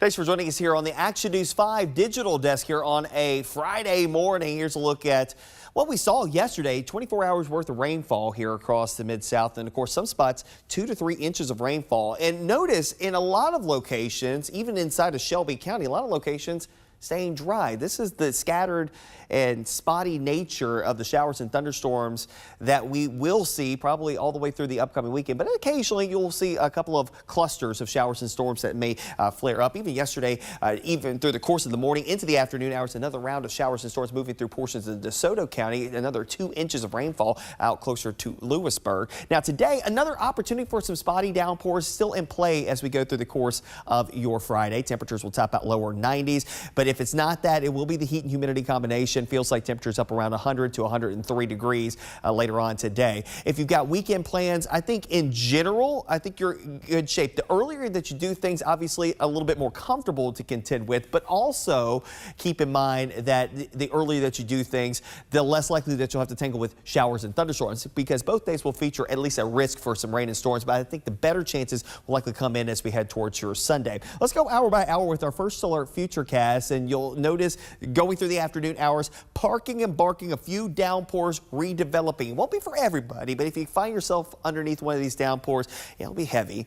Some frequent lightning, some gusty wind action. Of course, you might get a quick low-lying poor drainage issue, flooding type of situation that may unfold in short order. Those showers and storms tending to fade away pretty quickly after sunset. Lower and middle 70s to start off early on your Saturday. With a mixture of clouds and sunshine, we'll bubble up another round of widely spaced showers and storms going into your Saturday afternoon. But notice in the north and west, there's a line of showers and storms and approaching disturbance from the south and west. That will combine for a round of showers and storms that have a little bit more impact later in the day. So a lot of your Saturday looks to be dry. It's Saturday evening that we may have a better chance for some rain and storms to roll through the area. It may have some staying power even into the overnight period into early Sunday. And then we do the whole process over again, getting off to church services early on Sunday. I think you're in good shape. But the afternoon, maybe for Sunday lunch, you might start to see those scattered downpours closer to I-40 with the frontal boundary that's going to be sliding across the region at that point. A little drier by the time we go into early Monday morning, and then we'll do the whole process over again, likely during the afternoon hours. Pretty steamy air in place all the way through the next 7 days in the very least. We were looking at this yesterday, give you a first alert to this, that we were seeing some inklings of a cold front that could swing through the area late next week. It's looking more and more likely that that front will just scrape past us. It's not going to necessarily come sweeping through. There was some indication that it could sweep through. And if it still could change, we're still 7-8 days away from that actually happening. If it does, hey, that will knock the numbers back a couple of notches. That'll be nice. Maybe bring in a little drier air. That'll be nice. But it won't be super long stayed here across the region. But of course, because of the high heat, high humidity combination, feels like temperatures each and every day hovering between about 100 and 105. Some days may nudge up against heat advisory territory, so don't be surprised. Maybe the Delta locations, maybe as early as tomorrow, may have a heat advisory there. Same thing on Tuesday, maybe a region-wide heat advisory coming up on Wednesday. So I want to give you that first alert that in a couple of days here in the next 7 in the very least could have a couple of heat advisories being issued here across the Mid-South. Of course, the interactive radar, your friend as we go through the afternoon hours of each day. Want to keep an eye to the sky and an eye on the radar on the First Alert Doppler radar on the First Alert weather app. You can download it in the Google Play Store and the Apple App Store. So let's take a look at that extended forecast. Of course, looking pretty toasty once we get into mid next week. That comes by way of a ridge of high pressure that's going to expand over the area and actually knocks the numbers back a couple of notches on the rain chances. In the short term, 91, a mixture of clouds and sunshine going into your Friday afternoon. If you got plans heading to the Ed Murphy Classic, of course, both tonight and tomorrow, I think we're going to be in decent shape. But there may be a shower or thunderstorm tonight if you're heading down to Beale Street for the pole vaulting competition. Temperatures in the 80s, near 90 by 6, dropping off to the low 80s by about 10 o'clock in the evening. Of course, we also got the Slug Burger Festival ongoing over in Corinth, Mississippi. That started yesterday, continues today and tomorrow, going into Saturday, starting really last night in Ripley, Tennessee, continuing today and going into your Saturday. the Lauderdale County Tomato Festival in Ripley. And I think we may have a little better chance for a shower thunderstorm, maybe upwards of about a 30% chance by the end of the day on Saturday. But otherwise, again, it's going to be a toasty one. Temperatures there in the low 90s going into the afternoon hours across the Mid-South. Of course, we'll stay up to date with the very latest anytime and everywhere on the Action News 5 First Alert Weather app. You can stay up to date with us here online and on air each and every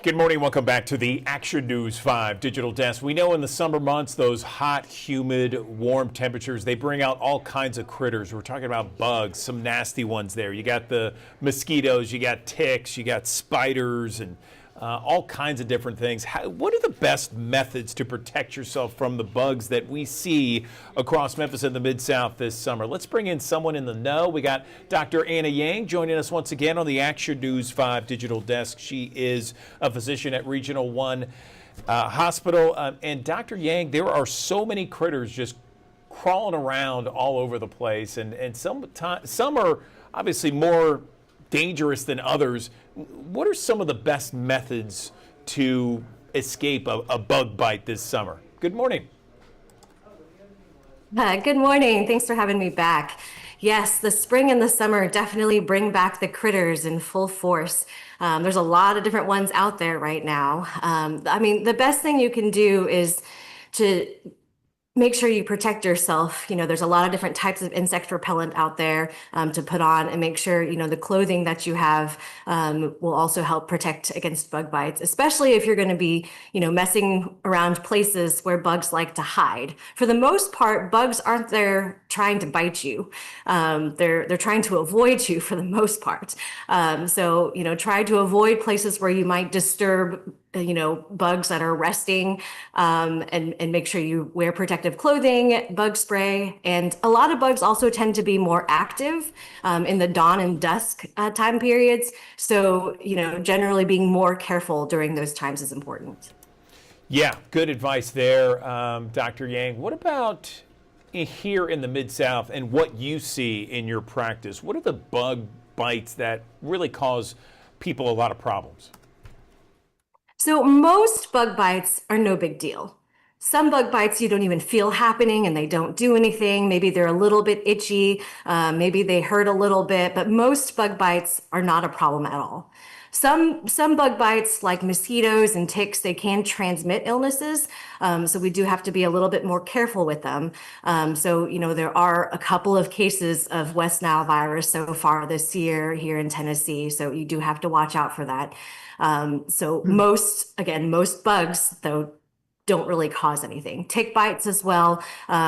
In this area, there's not very much Lyme disease. It's not impossible, but there's not very much of it. We do have Rocky Mountain spotted fever here too, though. So if you do, you know, go in areas and wooded places like that may have ticks, make sure you check yourself afterwards, check your family members, check your pets. And if you see any ticks, make sure you try to remove them early. And as far as, you know, other things like stinging insects like wasps and bees and things like that, Most of the time, again, these are just, painful stings. Make sure you get the stinger out, wash it. If you need some topical medications just to kind of help the local reaction, that's totally fine. But, if you have any systemic symptoms, allergic reaction type symptoms, or you're having trouble breathing, back of your throat or your tongue or your mouth is swelling, or you get a rash all over your body, make sure you get medical care for things like that quickly. I know spiders are an issue, certainly, and the brown recluse is one of those that people need to watch for here in Memphis and the Mid-South. Can you explain a little bit to our audience some of the issues with the brown recluse? Sure. So the two venomous spiders that we have here in Tennessee, those are the brown recluse and the black widow. Both spiders are pretty easy to spot, and the good news is they don't want to bite you. They like to hide in places, dark places that are undisturbed, basements underneath, rocks and debris and things like that. So for the most part, you won't encounter them. But if you are, rummaging through areas that haven't been disturbed in a while, digging under things or pulling up rocks and things like that, then you definitely do need to be especially careful for these two things.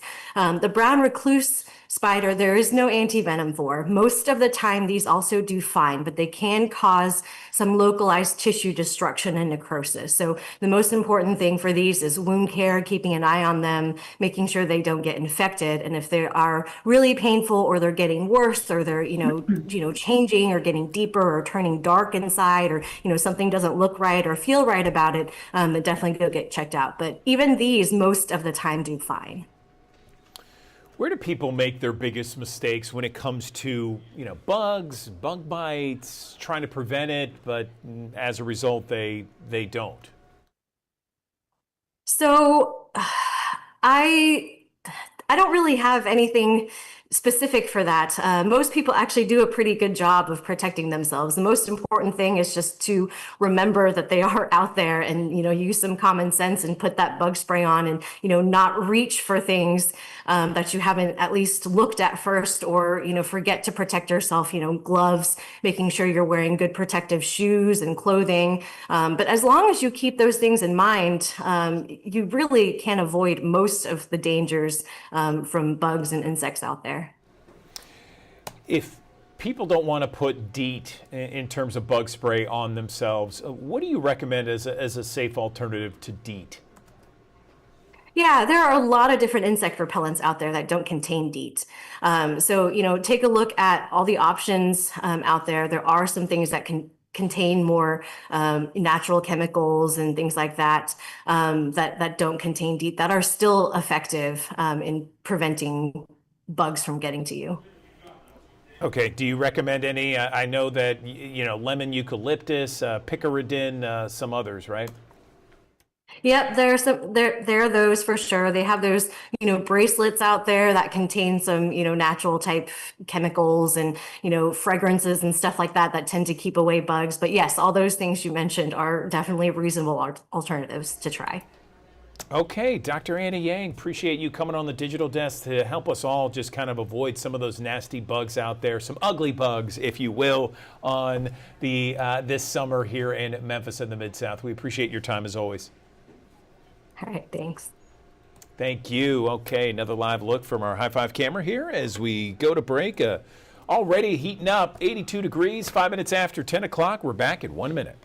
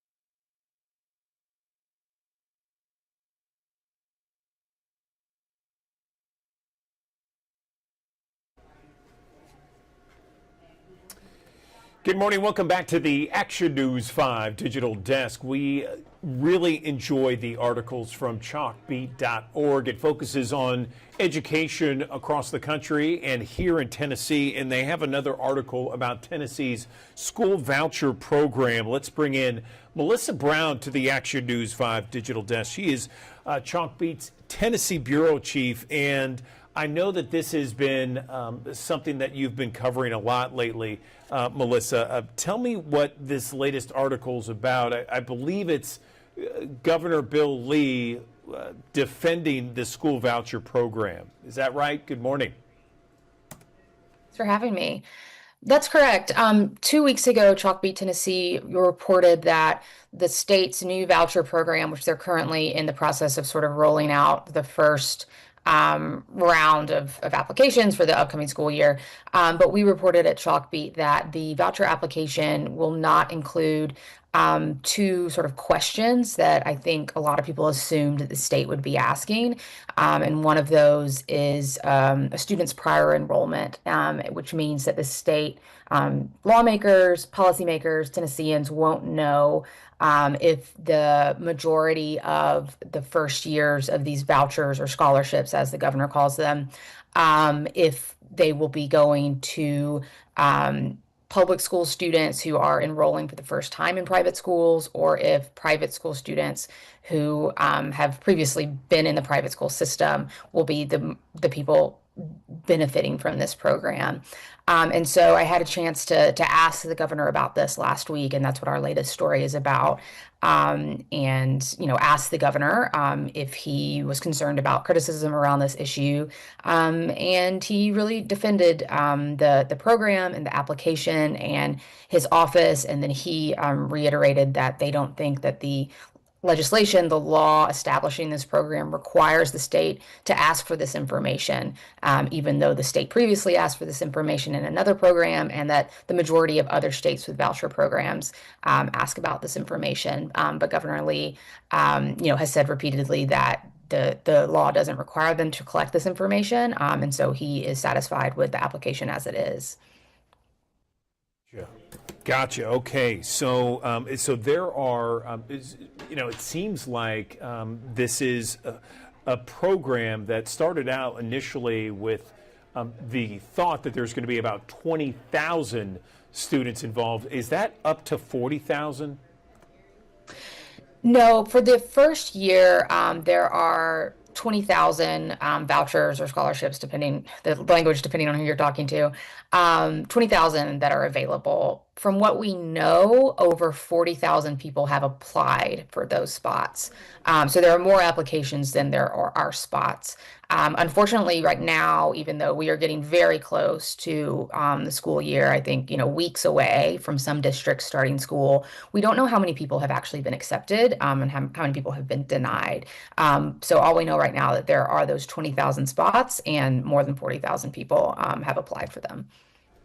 Gotcha. Okay. Well, this is something that we'll be following, and I'm sure along with you, to see not only the progress, but how the standards meet and whether these students, if in fact go through the process of going to these different schools. What else are you guys following with regards to the school voucher program specifically? Definitely. In addition to that application question that's not there on prior enrollment, the state is also not asking. So the 20,000 vouchers or scholarships are sort of split in half. 10,000 go to sort of an income capped group. The governor says these are low income families, though I think that depends on who you ask. But the other 10,000 are sort of in a universal pool, which means any family, regardless of their income, can apply for them. And the state is not asking the applicants in the universal pool what their family income is. And so that's another piece of data that some lawmakers are really concerned that the state won't have, that we won't really know kind of which socioeconomic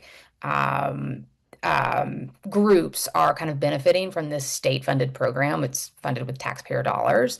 And so that's also something that we want to keep an eye on if there's a possibility for better understanding the program as it is first established, is something that Chalkbeat Tennessee is definitely going to follow closely.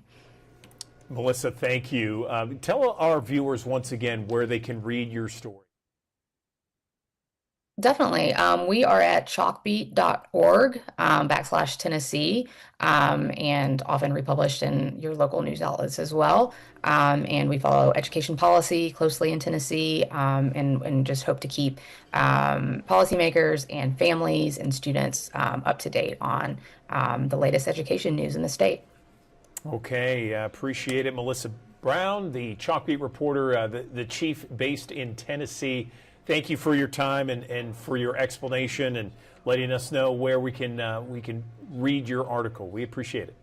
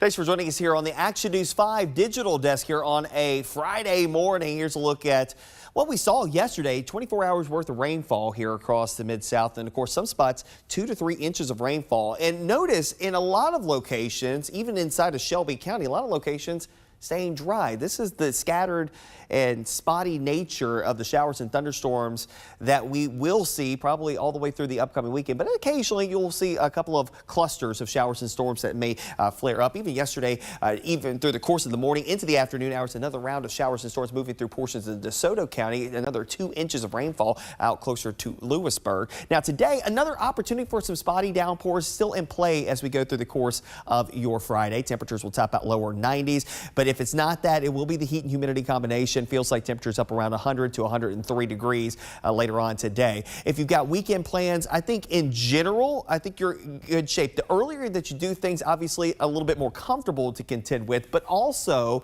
keep in mind that the earlier that you do things, the less likely that you'll have to tangle with showers and thunderstorms, because both days will feature at least a risk for some rain and storms, but I think the better chances will likely come in as we head towards your Sunday. Let's go hour by hour with our first solar futurecast, and you'll notice going through the afternoon hours, parking and barking, a few downpours redeveloping. It won't be for everybody, but if you find yourself underneath one of these downpours, it'll be heavy. Some frequent lightning, some gusty wind action. Of course, you might get a quick low-lying poor drainage issue, flooding type of situation that may unfold in short order. Those showers and storms tending to fade away pretty quickly after sunset. Lower and middle 70s to start off early on your Saturday. With a mixture of clouds and sunshine, we'll bubble up another round of widely spaced showers and storms going into your Saturday afternoon. But notice in the north and west, there's a line of showers and storms and approaching disturbance from the south and west. That will combine for a round of showers and storms that have a little bit more impact later in the day. So a lot of your Saturday looks to be dry. It's Saturday evening that we may have a better chance for some rain and storms to roll through the area. It may have some staying power even into the overnight period into early Sunday. And then we do the whole process over again, getting off the church services early on Sunday. I think you're in good shape. But the afternoon, maybe for Sunday lunch, you might start to see those scattered downpours closer to I-40 with the frontal boundary that's going to be sliding across the region at that point. A little drier by the time we go into early Monday morning, and then we'll do the whole process over again, likely during the afternoon hours. Pretty steamy air in place all the way through the next 7 days in the very least. We were looking at this yesterday, give you a first alert to this, that we were seeing some inklings of a cold front that could swing through the area late next week. It's looking more and more likely that that front will just scrape past us. It's not going to necessarily come sweeping through. There was some indication that it could sweep through. And if it still could change, we're still 7-8 days away from that actually happening. If it does, hey, that will knock the numbers numbers back a couple of notches. That'll be nice. Maybe bring in a little drier air. That'll be nice. But it won't be super long stayed here across the region. But of course, because of the high heat, high humidity combination, feels like temperatures each and every day hovering between about 100 and 105. Some days may nudge up against heat advisory territory, so don't be surprised. Maybe the Delta locations, maybe as early as tomorrow, may have a heat advisory there. Same thing on Tuesday, maybe a region-wide heat advisory coming up on Wednesday. So I want to give you that first alert that in a couple of days here in the next 7 in the very least could have a couple of heat advisories being issued here across the Mid-South. Of course, the interactive radar, your friend as we go through the afternoon hours of each day. Want to keep an eye to the sky and an eye on the radar on the First Alert Doppler radar on the First Alert weather app. You can download it in the Google Play Store and the Apple App Store. So let's take a look at that extended forecast. Of course, looking pretty toasty once we get into mid next week. That comes by way of a ridge of high pressure that's going to expand over the area and actually knocks the numbers back a couple of notches on the rain chances. In the short term, 91, a mixture of clouds and sunshine going into your Friday afternoon. If you got plans heading to the Ed Murphy Classic, of course, both tonight and tomorrow, I think we're going to be in decent shape, but there may be a shower or thunderstorm tonight if you're heading down to Beale Street for the pole vaulting competition. Temperatures in the 80s, near 90 by 6, dropping off to the low 80s by about 10 o'clock in the evening. Of course, we also got the Slug Burger Festival ongoing over in Corinth, Mississippi. That started yesterday, continues today and tomorrow, going into Saturday, starting really last night in Ripley, Tennessee, continuing today and going into your Saturday, the Lauderdale County Tomato Festival in Ripley. And I think we may have a little better chance for a shower thunderstorm, maybe upwards of about a 30% chance by the end of the day on Saturday. But otherwise, again, it's going to be a toasty one. Temperatures there in the low 90s going into the afternoon hours across the Mid-South. Of course, we'll stay up to date with the very latest anytime and everywhere on the Action News 5 First Alert Weather app. You can stay up to date with us here online and on air each and every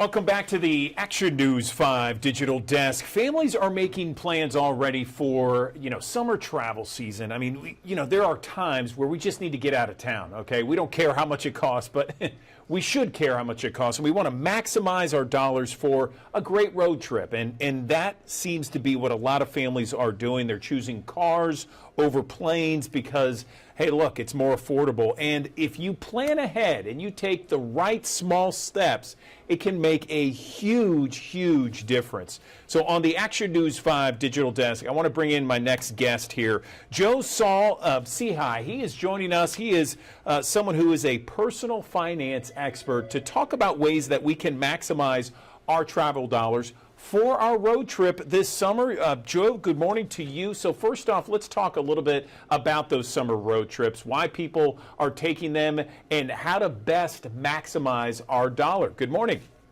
Hey, good morning. We're all seeing it in our wallet, right? Since the pandemic, a recent national study showed that prices are up about 15% when it comes to travel. Restaurants alone, if you've been in any local restaurant, you already know what I'm talking about. Restaurants up 30%. So this year, it looks like, by the way, that airline prices are flat. But if you remember before the pandemic, a lot of the time we didn't have to pay extra to pick the seat we're sitting in. We didn't have to pay extra for baggage fees.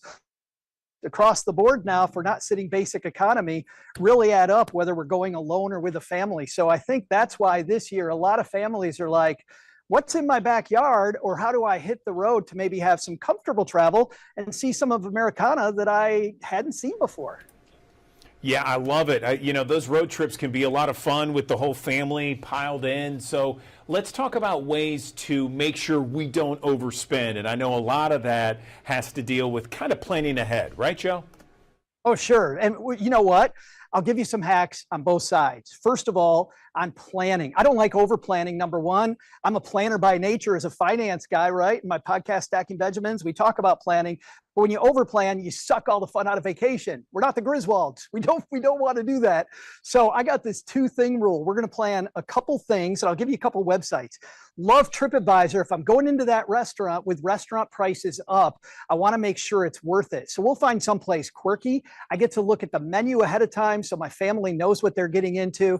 And you know what? TripAdvisor is a place where locals have talked about the restaurant. So I can go in and I can read the reviews ahead of time to make restaurants a good experience if I'm going. But also, if I'm on the road trip, I can pack snacks and I can maybe cook. I'm in this beautiful metro park here. If we just look around Memphis and we're gonna hopefully be out in the breeze and the temperature stays under 100 degrees, we could be out in the local park that doesn't get as much love as it could. And I'm grilling out, which is gonna be a fantastic time. I also like, there's a website called Viator or Viator, Viator.com. A lot of local tours if you're traveling this year. So I love the haunted tours. I like being a little bit scared. Number 2, I like food tours. I love history tours of these little towns around America. Those are so fun. They often cost a lot less money. So that's on that planning side. But there's another planning side people forget. And as a finance guy, I think this is a big one, which is I don't want to get into credit card debt. And I don't want to create these horrible experiences when I get home. I want to be refreshed and ready to go. So I want it to fit the budget. But then if I'm ready to pay cash, everybody asks me about these rewards programs. I then want to take advantage of the reward program because if I add up points, and these points can add up fairly quickly, and I pay them off right away, I take that cash cushion and I pay it off right after I swipe the card, then I'm not getting into credit card debt and I'm accumulating points, which makes the trip less expensive and also makes the next one less expensive. You know, you and I are on the same wavelength on this, Joe. I just took a trip not too long ago, and I checked out TripAdvisor and actually had some trips with Viator. So great stuff. I love it. That you're right on point. Let's continue and talk about maybe some tips for gas, hotels, that sort of thing, because those can add up quickly, especially the prices of hotels these days. I don't know about you, but it just feels like hotels have skyrocketed. If you're traveling this holiday weekend, you don't want to wait because there's a lot of competition. But let's give people some advice for other times. If you're traveling off season, sometimes waiting till the last minute on the hotel when hotels aren't full, they're just trying to get that occupancy rate up. So 4th of July weekend, hear me clearly, if you're staying at a hotel, you want to book now. But off-season travel, maybe waiting is going to save you some dollars. You know what I like too, if we're traveling with the family and with the restaurant price up, this is where Airbnb or Vrbo comes in. Airbnb and Vrbo doesn't necessarily spend you money on the surface, but if I can cook a meal at home after going to the local grocery store on the road trip, everybody's happy. We play some games while we're at the Airbnb. Also, some of these places are pretty quirky and working good memories. I got this friend, Whitney Hansen, who's in Idaho. Shout out to Whitney. Whitney created a house that looks like a flower pot. Like imagine taking your family and staying in a flower pot. We stayed on the coast of Lake Michigan one time in this boat in a marina, the little town called Saugatuck. My family, my kids still talk about that trip. So looking at Vrbo, looking at Airbnb can really not just save money, but can also create some fun memories for the family. Next thing too, by the way, you know, again, I'm standing in this park. Look at parks. Look at, you know, national parks get so much recognition. State and local parks, not nearly as much. This park that I'm in right now, there's a petting farm where my kids petted animals. It costs nothing more. I took a hike here one time and had bird seed and birds eating right out of my hand, like phenomenal fun. I love it. I love it. What else? What other kind of tools or programs can we touch on before we let you go, Joe? This is all very effective. We have thousands of people who watch us each and every morning. Well, I got to tell you, taking care of that vehicle, if we're doing the road trip, which I love, as you can tell, I do a lot of road trips in the Saul-Sehy family, taking care of really important. So if you've got the app on your phone, we talked about those 2 apps earlier, the Viator app and the TripAdvisor, your car manufacturer, whether it's GM, one of the other manufacturers, they all have an app and you can look at the health of your car, properly inflating your tires, making sure you're ready for the scheduled maintenance. Your biggest expense, if If you don't own a house, you know what the number 2 expense is? That car, and you want to have a lot of road trips. So a great website I'll leave people with is experience.gm.com. You'll which has no annual fee and is one of those cards I talked about with point programs, can help you a lot on accumulating points and saving some money on the trip, and also other GM maintenance, the GM reward. There's experience.gm.com is another great tool to have in your tool belt. Okay, Joe Saul-Sehy, we appreciate your time here. Great advice, great tips for that great summer vacation for us all. Thank you. Thank you.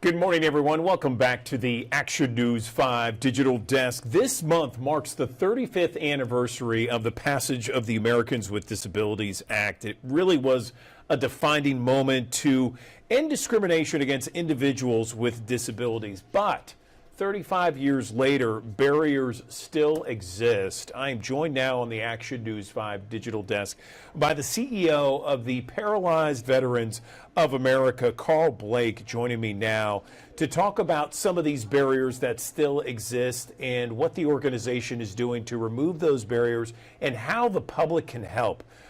Carl, good morning to you. Where do we begin on this topic? Good morning. Good morning. How are you today? I'm doing well, thank you. So, so give me an update. Yeah. So first, let me tell you about PVA. We've been around for about 80 years, and accessibility has been a core tenet of our mission since our founding. As you mentioned, the ADA was enacted 35 years ago, and yet, if you ask one of our members who experienced life before the ADA, they would tell you that amazing advancements have been made since the passage of the law, and that the world is a more accessible place. But the fact is, that's not really true. There are still far too many barriers that exist in everyday life that impact all manner of people with disabilities. And I think it's time that we get more people in the game to understand that they can influence change for the better. So tell me about those barriers, Carl. I'm curious as to, what are some of those common barriers that paralyzed and disabled vets deal with today? Yeah, so some of the barriers are things that might not even be obvious to the normal to a non-disabled person, like sidewalks and crosswalks that are accessible, curb cuts that make those spaces accessible. Our members experience challenges in just accessing restaurants, hotels, things that impact their ability to travel. They have problems in entertainment venues. New things that we've heard about more recently are challenges in accessing healthcare in their local communities. They find that local community clinics are just not accessible for their needs. A substantial number of our members have shared over the years the barriers that they face and that they continue to face every single day. Tell me more about what the organization is planning to do to get more compliance for the ADA and where the public can help in all this, Carl. Yes, so we have a very active government relations program that is involved in policymaking, in advocacy and legislation. They're particularly focused at the federal level. Our emphasis is on enforcement of the tenets of the ADA. The bottom line is that enforcement has been significantly lacking over the years. There's just not been the right kind of resources and the right people or the necessary number of people to be involved in the enforcement of the ADA. And the truth is, a law with no substantial enforcement is no real law at all.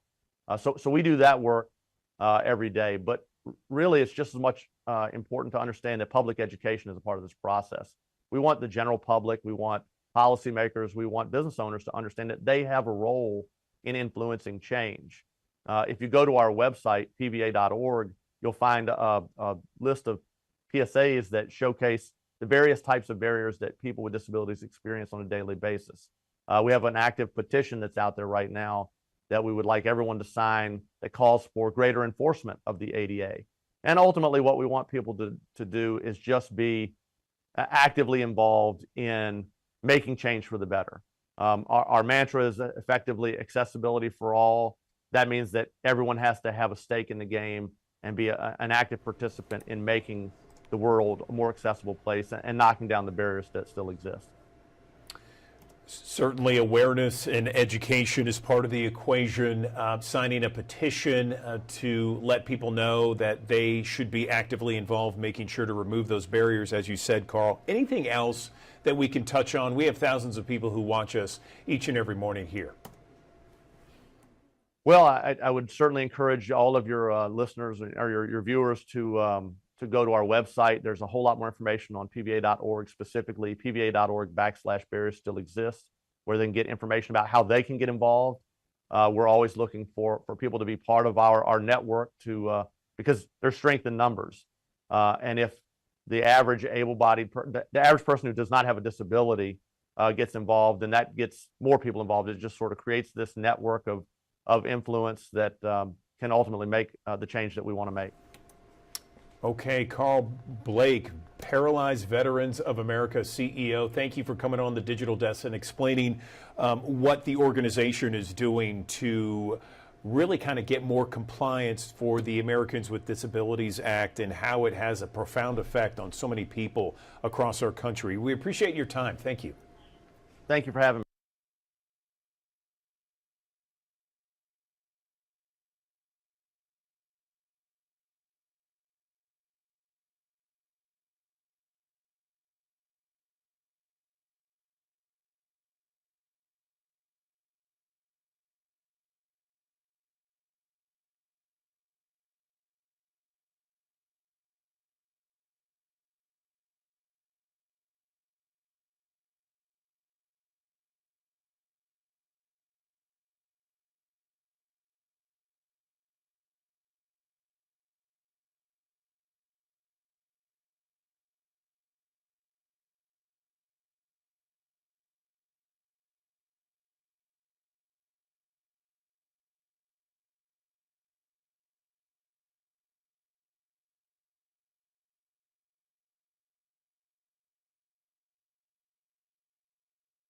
Good morning. Welcome back to the Action News 5 Digital Desk. There is a really cool event that is happening later this month. It is called a sports-themed hackathon, and it's combining all kinds of different things: athletics, tech, innovation. It's going to be on the campus at the University of Memphis. It's going to be at the FedEx Institute of Technology, and this is for middle and high school students. It's happening later this month. It begins July 17th. I'm joined on the Action News 5 Digital Desk by Audrey Willis. She is from Code Crew that is putting on this event. I'm very curious to learn more about it. Audrey, good morning to you. Tell me all about it. What you got? Good morning. So next week, we will be kicking off our Hustle and Code Hackathon. This is one of the first of its kind. Code Crew is on its 11th hackathon. So we're really excited this year to do something different. And so this year we'll be combining sports and tech and showing our kids a different purview into the sports career. I'm so curious into this, Audrey. Tell me first off, many of our viewers, we have thousands that watch us each and every morning here on the Action News 5 Digital Desk. What is a hackathon? How many people are you expecting to have there? And what do participants get out of an experience like this? Awesome. So a hackathon, contrary to popular belief, is not a bunch of kids sitting in and hacking into the IRS. So scratch that. It is you get together for a short period of time, you have a problem, and you come together with different types of people. Some can be developers, some can be creatives, some can be digital artists, but you get together to solve a solution over a short period of time. So essentially, that's what a hackathon is. So the first day is going to kick off. The kids are going to get kind of a menu of things that they can be using, from VR headsets to tech wearables. They're going to hear from people at Regional One, people at Smith and Nephew, to hear about how they use technology to solve problems with your body and become better decision makers when it comes to your health. Then that second day, the kids are going to get busy. And when I say they take it serious, they take it absolutely serious. You can almost hear a pin drop in the room, because the kids are, for one, excited, but then they also know about the prizes that are going to drop on Saturday. And so we've secured things from Meta glasses to Apple Watches. There's some gift cards in there. And so we'll have a huge judging in a Shark Tank style. So the kids will be able to present these ideas. And so a lot of the kids that have actually won our hackathon have gone on to win the Congressional App Challenge. So that's a national program. And Steve Cohen's been so instrumental in helping Code Crew and supporting us in these efforts. But there's real prizes that are available for these kids for winning the hackathon. It sounds amazing, and we're talking about 300 middle and high school students. Is that right? Well, we're expecting. So last Okay. check, I saw that there were 125 kids signed up, and we know how people will wait to the last minute to sign up. And so with a week out, we're expecting a lot more to sign up. And so far, we've already crushed all of our previous hackathon records. So we're already expecting this to be the biggest Code Crew hackathon ever. Great. Let me ask you about the kind of student that shows up to this event. Is this someone who is big into STEM? Is it someone who's big into entrepreneurship? Is it someone who's big into writing code and developing apps? Tell me about the profile, if you will, of the student.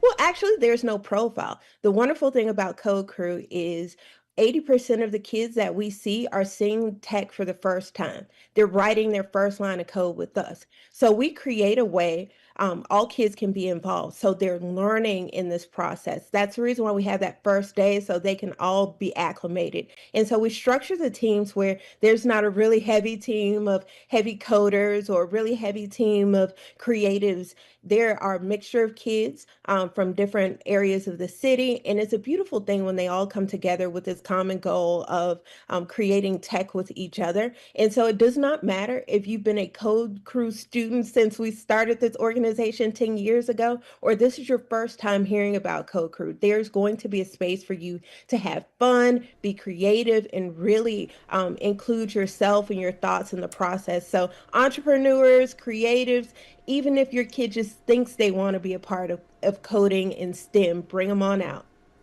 Tell me about why this is considered a sports-themed hackathon. What makes it a little bit sports-oriented? So one, Memphis is a sports town. We love the Grizzlies. We love the Redbirds. We love our Tigers.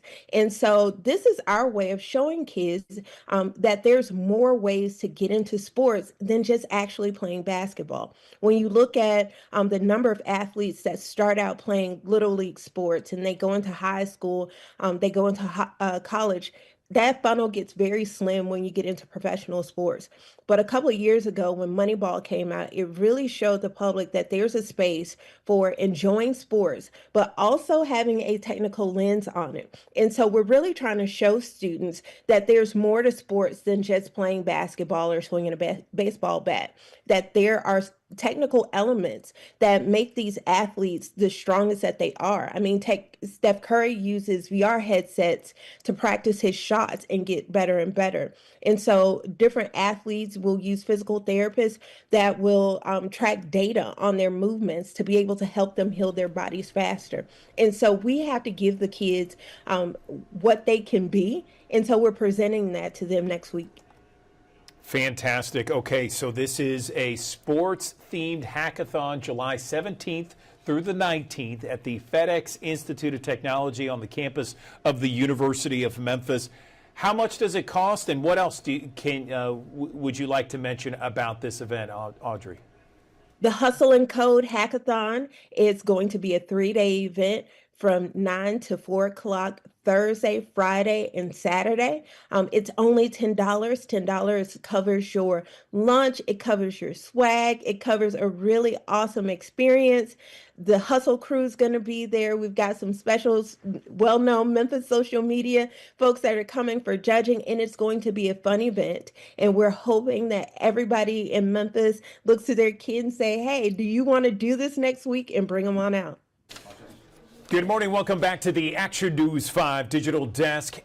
All right, wrestling fans, I want to hear from you because we have something that's coming up this summer, and I know you're thinking about it, WWE's SummerSlam, and I am going to be joined by this lovely lady who is fierce. She may be little, but she is fierce. It is certainly someone that has had much success in the ring, going all the way back since 2010. She is a veteran now, and she still kicks butt. I am joined right now on the Action News 5 Digital Desk by WWE superstar Zelina Vega, and she is proudly displaying that championship belt on her shoulder there. Zelina, so nice to meet you. Tell me, how's it going? Good morning. I'm great. How are you? Thank you so much for having me. Oh, yeah, absolutely. You know, we have a lot of wrestling history here in Memphis. I'm sure you're well aware, and I know that SummerSlam's a big, big deal. So tell me about it. Good morning. Good morning. Well, I mean, SummerSlam is always known as the biggest party of the summer, but now it's going to be 2 nights. So it's going to be a jam-packed week of WWE, really, especially for the fans. It's going to be amazing from Monday Night Raw to Friday Night SmackDown to August 2nd and 3rd. It's that weekend, all SummerSlam. So it's kind of cool that you guys get to be a part of it, whether it's, you know, again, the 2nd, the 3rd, or really just Monday night and Friday night. Or be a part of all of them. But either way, we're going to make sure that we bring it for the fans because we're so excited, especially, I mean, it's going to be John Cena's final SummerSlam. So it's like you never know what's going to happen. And I think for me, of course, walking in as champ is going to be really, really fun. I bet. So tell me, I love seeing this video. You are, you know, you're beautiful, you're tough, you're fierce. You're all these things, and you've been doing this since 2010. Tell me how someone like yourself gets involved and is a part of WWE. How does that happen?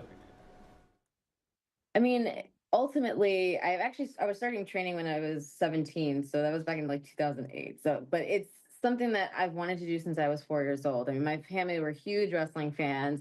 We used to go to Madison Square Garden all the time. I remember my aunt wanted to make a big "Just Bring It" sign, so you had all 10 of us with like different letters, making sure that everybody could see it because we were just so proud to be wrestling fans. And my uncle, well, he's my grandmother's brother, so my great uncle, but he had wrestled also in Puerto Rico. His last match was against Bruno Sammartino, so it runs deep in our family. My cousin, Amazing Red, he started training me from the jump, and it's nice to, you know, feel like I get to represent all of them along this journey. And, you know, obviously being from Queens, being from New York, this is really close to home, and it feels like a different kind of welcome back in a way. I say welcome back from the fans. And, you know, it's something that we always look forward to in SummerSlam, but for me personally, it's a little extra special.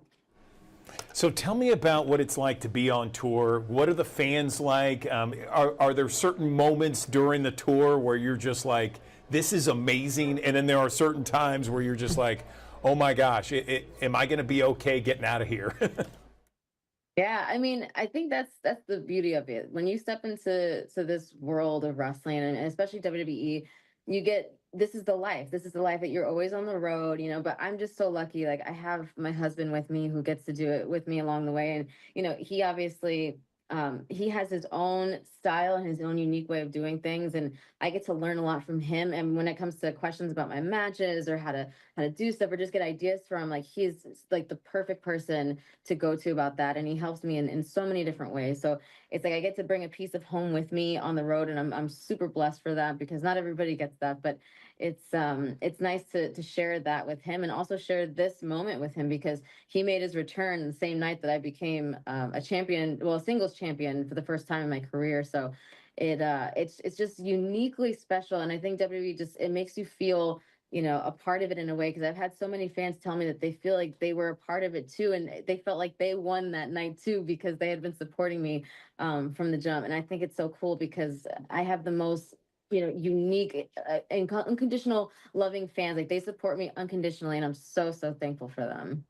That's got to be awesome. I love hearing that. Over the last 15 years, okay, you've been a part of this. What have you learned the most coming out of this? Oh, there's been so many things that I've learned, but one of the things I think that kind of sticks out, and you kind of see it when I won this title, or even going back to 2 years ago in Backlash at Puerto Rico, it's just being in the moment and surrendering to your feelings in the moment. And I'm not a big crier. I really hate crying, but I remember right before I walked out, Ray told me, just let it go. Like, just be in the moment. If you want to be happy, be happy. You want to be angry, if you want to cry, just allow yourself to surrender in that moment. You're gonna feel so much better. And I did. And I think that's a really big thing, is just taking a second and just surrendering to the moment, because then you feel like that, that little kid who started this journey however long ago, you feel like them again. You start to channel their energy. So it's nice to feel that, and then feel the energy from the fans, because when you're open like that, you get to feel their energy too. And it makes it that much more I guess just special, and you feel that bond with them right away. Any final thoughts you want to say to some of the fans that are perhaps listening right now? Oh my gosh. More so that I love you guys. I think, we all do, all of, everybody in WWE, like we have this amazing relationships with our fans, and just everybody who watches the product, because you become super passionate about it. I feel like you can't just watch WWE and say like, oh, I casually watch. It's something that you're either super passionate about, or that you're involved in. And I think it's cool to see, especially I think that fans, or people who are fans, make the best performers, and just to see their journeys along the way is so fun and unique. And for me, getting to live out this lifelong dream is just such a blessing, and I'm so thankful to everybody. And I think that's all going to come to a head at SummerSlam, and I think it's going to be one of the most incredible pay-per-views ever. And especially because, like I said, it's going to be 2 nights, and you never know what's going to happen.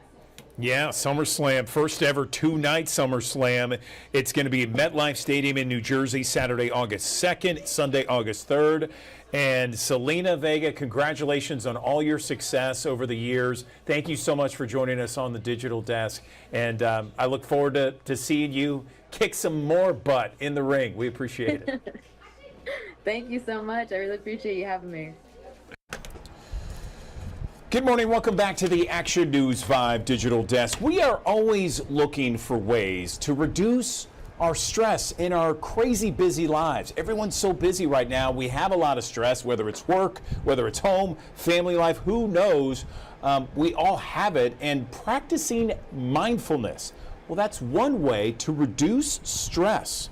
On the Action News 5 Digital Desk, I'm joined right now by Allie Parker. She is a yoga instructor and a studio leader at Lifetime Fitness in Collierville.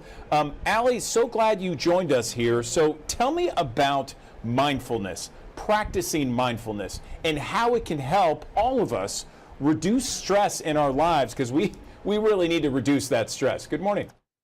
Good morning. And isn't that an understatement? We are all so busy, so stressed, so much going on in our day-to-day lives, that it's important to practice mindfulness. And mindfulness, for some people, immediately calls to mind this picture of meditation, and you just sort of picture like a yogi in a silent room on a cushion, canceling all their thoughts. But mindfulness is something that we can practice every day. It's as simple as being aware of the present moment, noticing your thoughts without judgment, and just carving out time in your day to be in whatever moment that you're in right then and there. Okay, I love it. So for our audience, we have thousands of people who watch each and every morning, Allie. Let's talk about ways that people can just do this wherever they are, whether they're at work, at home, maybe waiting in the doctor's office, what have you. Yeah, absolutely. So one of my favorite things is to pick up something that you do every day. Brushing your teeth, waiting in the school pickup line, something that you're going to do on a recurring basis, and let that be your reminder to practice mindfulness. And mindfulness is as simple as stopping, taking a breath, observing, noticing what's going on, and then proceeding, moving forward with more awareness of the present moment. So one of my favorite things to do is just when I'm sitting at my desk at work is take a moment, kind of drop what I'm doing, notice how my feet feel in my shoes, notice the temperature of the air on my skin, take a moment and take a few deep breaths. Notice how my breath feels traveling in through my nose and how it feels leaving my body. And then just doing a full body scan and noticing what changed after practicing a few moments of mindfulness and awareness.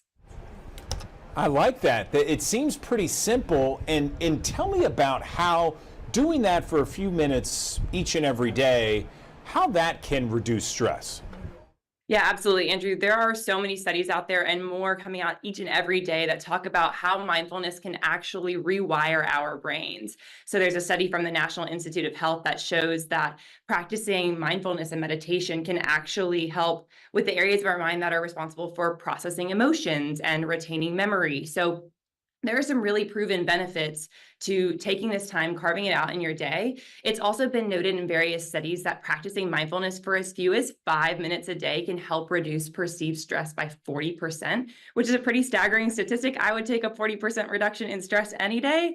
So definitely super simple to take 5 minutes of your day. And fortunately, there are so many resources nowadays to practice, especially with May being Mental Health Awareness Month. There are so many platforms that are offering ways to practice meditation, one of which is the Lifetime Digital app. It's free to members and non-members.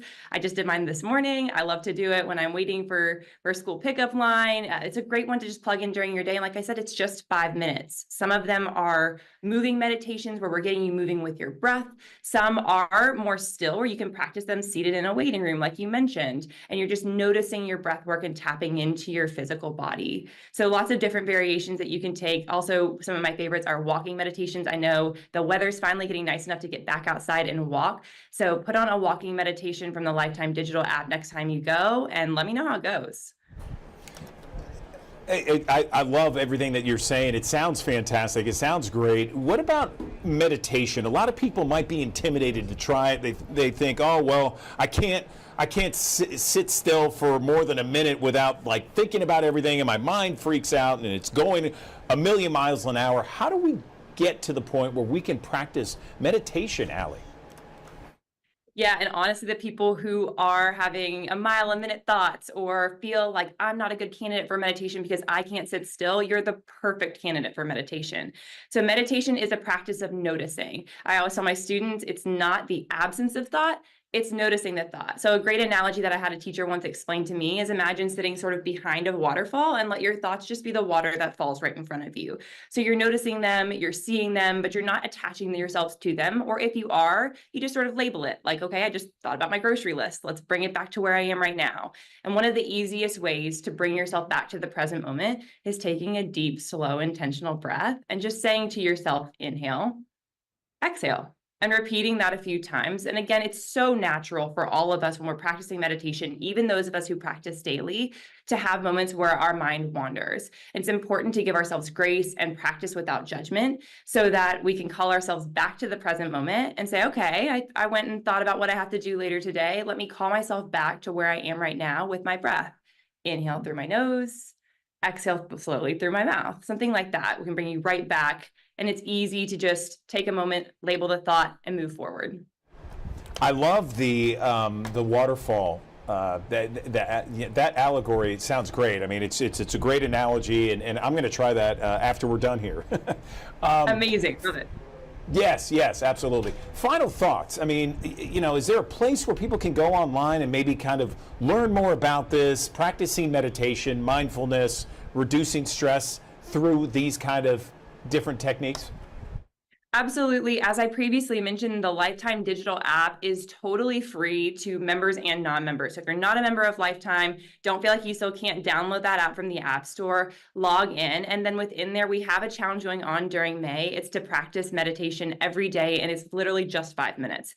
So once you log into the app, one of the first things that you'll see is that practice for mindfulness. I would encourage you guys to drill into that, check it out. And beyond May, this will be available, again, free to members and non-members for you to check it out.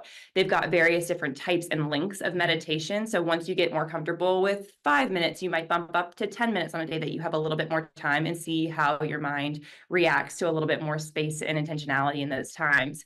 We also have classes here during the month of May at Lifetime. So if you're interested in trying out a class, all of our instructors are incorporating 5 minutes of mindfulness at the end of class. So if you want to just kind of get your toes wet, see what it's about, see like, can I really do it? A great way to practice is, first of all, to get out of your mind and into your body by doing some physical exercise, coming to a class, and then we'll wrap up the class with 5 minutes of intentional meditation or mindfulness. And I think that you'll find it's a lot less daunting than you think it is.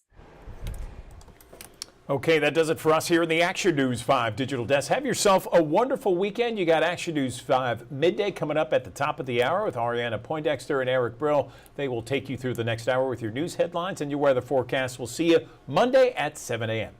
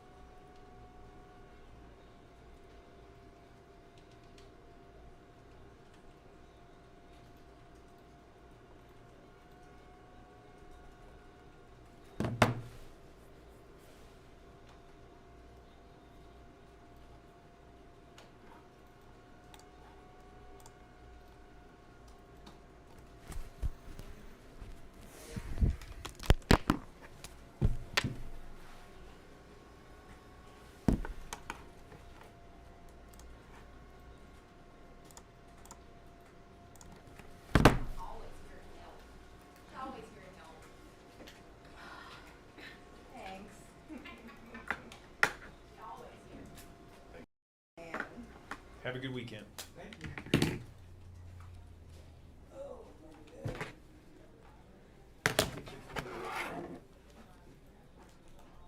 I saw it.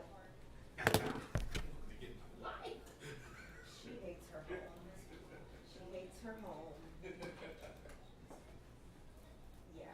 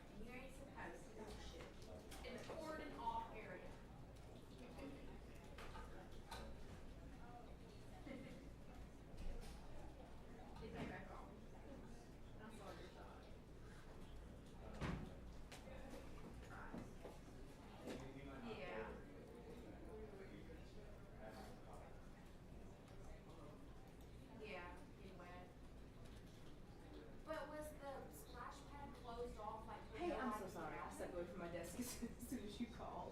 That's good. How are you doing? Saying I called you, so she asks us that I called. So I'll set up the Zoom and I'll email it to you in just a second. But just complaint was that there were stuff incident. So basically, this mom pretty much told us our story. Her son was at football practice, passed out, and working her still in the hospital on breathing. And but she's supposed to be calling us back, and we don't know call back, and she wants to talk to us. And so, but you know, there's just that's mom. We just don't know for sure if that's what it is, and we can't. Just pricing it over here. So I didn't know if there was a way to.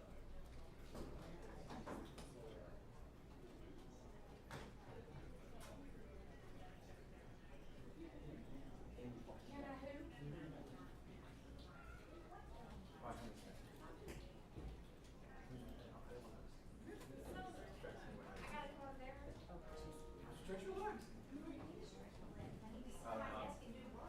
Both of us are just me. I don't have the name of the patient. I have me. Me or mom. both? Both. But I don't have. I'm guessing the last name is Henderson.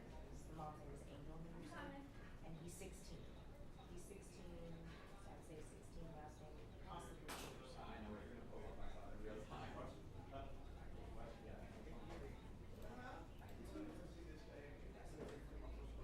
Oh no, this is just about, you know, basics and stuff.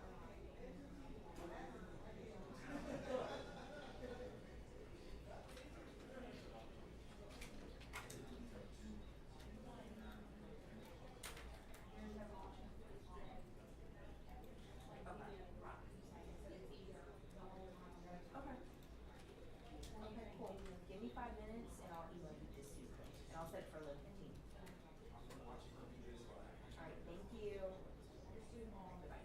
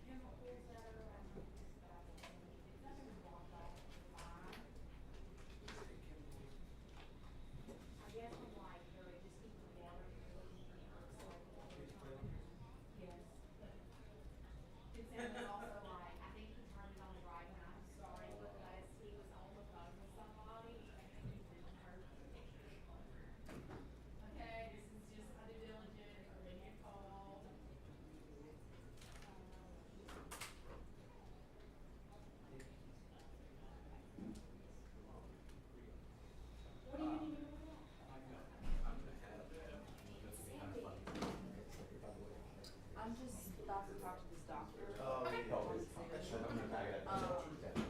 Eris is her name, I guess, from Lavonner. But that's because David is out on vacation. But she said that she needs the kid's name, and she could give me, yes, it's his, so actually, no, it's not, we don't have his name. We just have, at least according to the email, we just have the mom's name, that he's 16. So Can I you gave her spell her? that. Oh, you gave, okay. Yeah, I gave her So that. maybe she can go off 16-year-old in the same last name. Yeah, but sometimes. Sometimes Yeah, they it is don't. better. Yeah, so I Is gave it her that. and generic, we'll see. right, it's like Johnson or something? Henderson or something like that. So she's checking, I'm gonna talk to the doctor, but if we don't get the mom, I just don't know Yeah. that it's No. that, so. But I'm listening to this. This is your hospital interview, right? Yeah. It's at least, one. Doesn't have to be that maybe.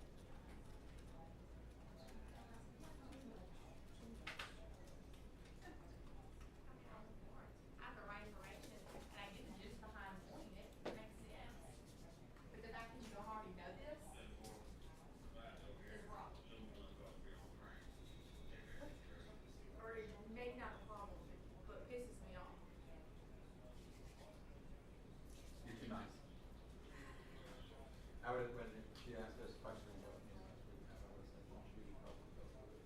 We're gonna do it for you.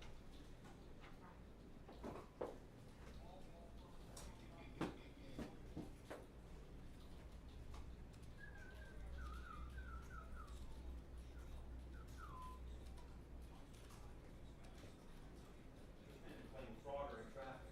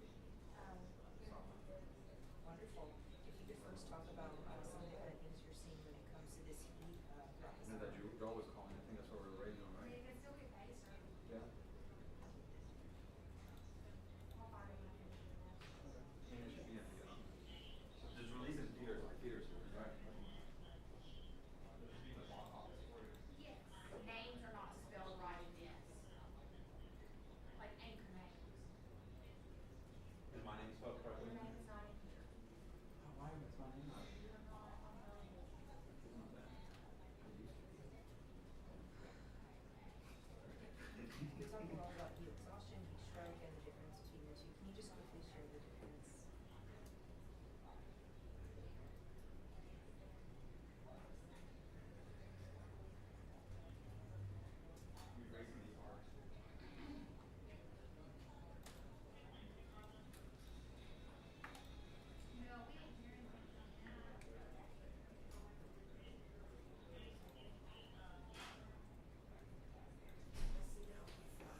Somebody out to get fries. Who has the best fries? Huh? Ooh, Wade Pack Burgers. You ever heard of them? I mean, where we can get now. Oh, McDonald's. I don't like McDonald's fries anymore. They used to be good. Remember when they're hot and it's cold? The most famous fries are always hot. Who's? Always hot. Checkers? Really? Always. As we get ready for fall, a lot of these schools are having a practice sessions. Winchester, WINC. What do you guys as teachers, whoever is running these practices, what do they need to be aware of most when it comes to practicing outside? Well, Five Guys is probably good for that. Oh, okay. That's too far. Oh, somebody like. You're gonna get in here, I can see it already. Yeah.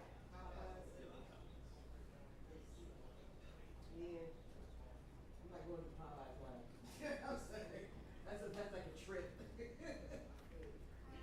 Shoot. Go out. I don't need him anyway, Ken. You don't need him. Hey, give me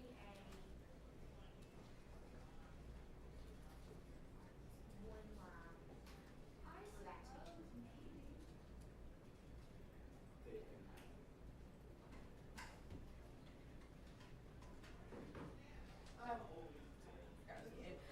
Doctor, what do you say to parents or coaches who are like, hey, this is we're used to this. What do you say to them? Today's the last one. Okay. E7, Ellis Presley Boulevard Project. The last sentence says, officers found the car down the road near Ferguson and Don Pratt. Are you talking about is that, are they talking about? Which car? The woman's car. Okay. Car that was Woman's car. stolen. What do I need to check with? I don't know. You never know. I know. I know you talked about what you've seen. Yeah, Do you have off the top of your head just sort of My only thing numbers with about that how one many visits you guys seen over the past month or so? I think so. Game stores might have gotten smart like they lock up the consoles in the back room. Yeah. And these guys were thinking They could get in there and bust in, there'd be PS5s like on the Yeah. shelf and they could take those and go. And then, because they look to the cash registers too, and like, why would you, I mean, why would somebody leave cash in their cash register? No. Right?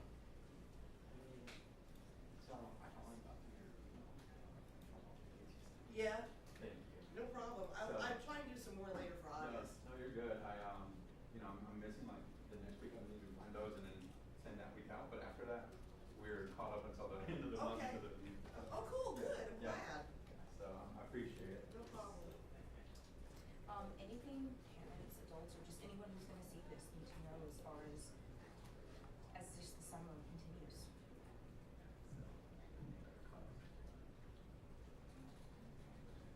No.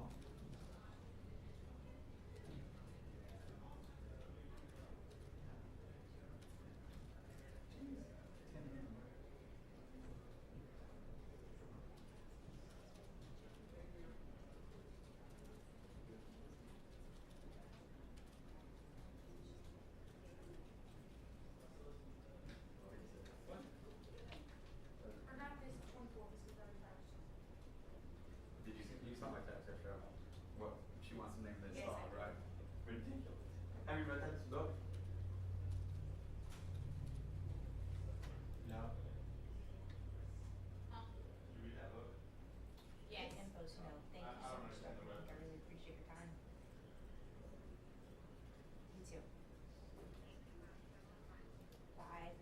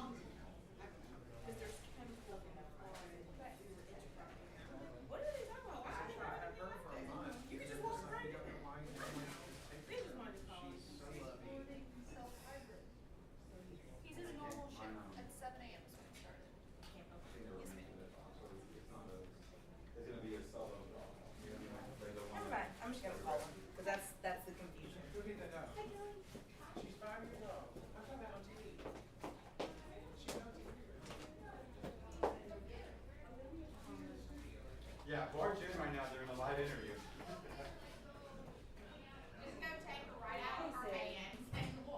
Hey, I don't need you to get me. I was just confused because Portia said you were going out there, and I was like, that might end up being my story later. I'm just waiting to see if certain things turn or don't turn. So just kind of overshoot if you have time while you're there, because I might need to end up using it. And if you're able to grab MOS, please do. Yeah, because I have a 1 o'clock and we're gonna be on a time crunch if my story has to change. So, we're gonna be out there live anyway. If my story changes, which likely will. So I was just checking to see if you were already out there.